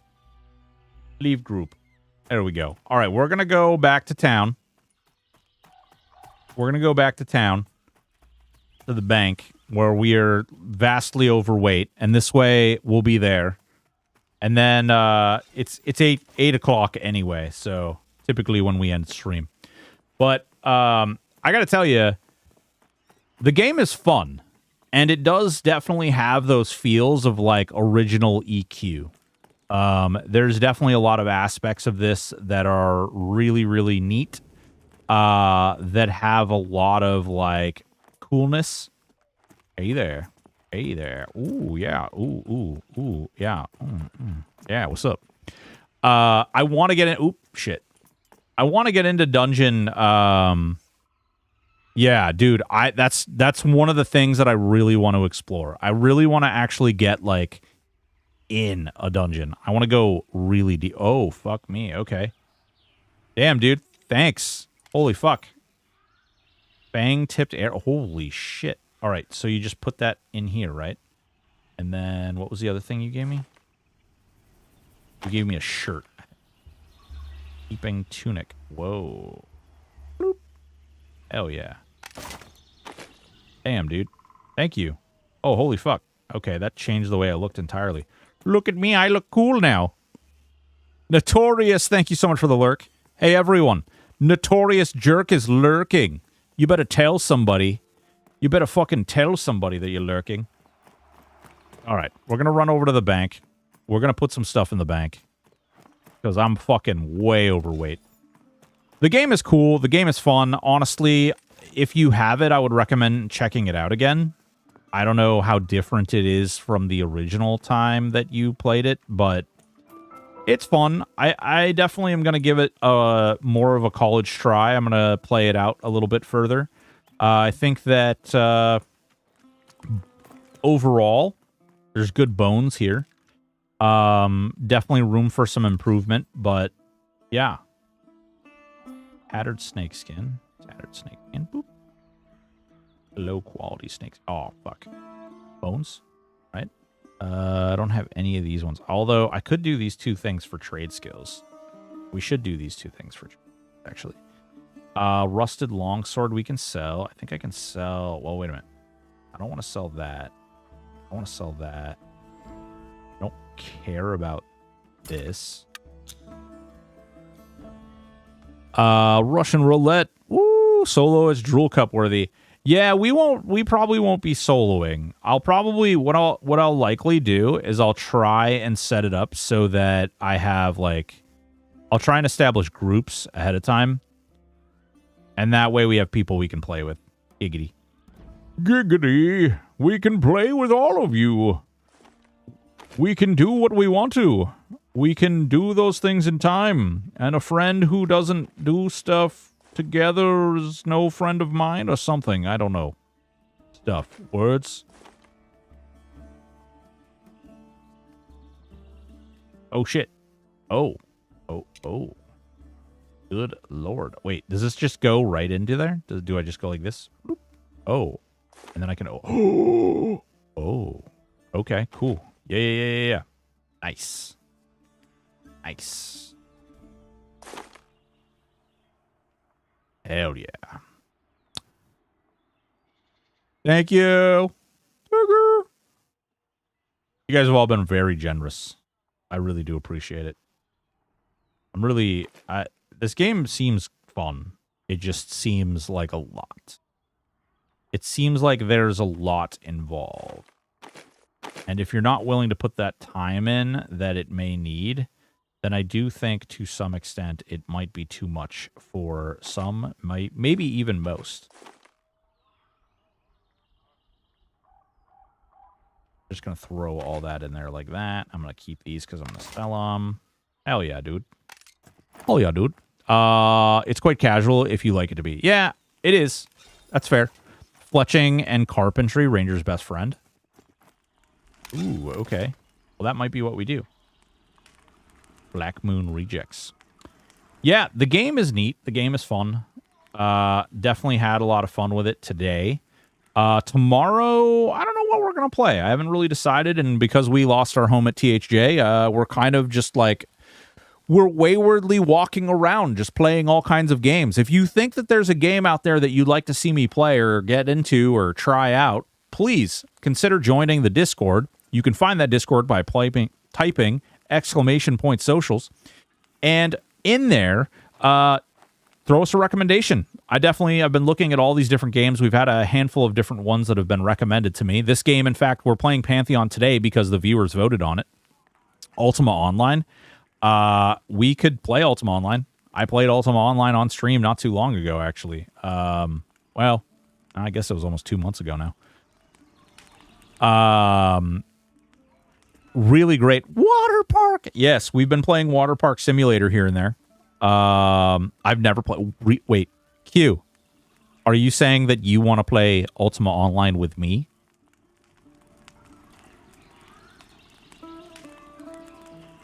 Because we'll do it. Is Ultima Outland? Yeah. No. Outlands is free. UO Forever is free. You can actually play Ultima Online. Kraken Hunter, yes. I have tried Lotro for like 3 seconds. Yeah. I actually, if I'm being entirely honest, I don't think that Lotro, in light of, I don't know. In light of nothing. Don't worry about it. Never mind. Maybe Lotro is something we try. I have less than 30 hours in Lotro. I honestly haven't given it that much of a try. I made a character, I logged in. I think I ran around and killed like 2 things, and then I logged out.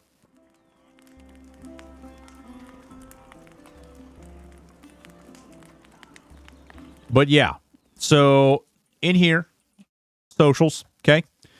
If you haven't already, please consider hitting that like, hitting that follow, hitting that subscribe.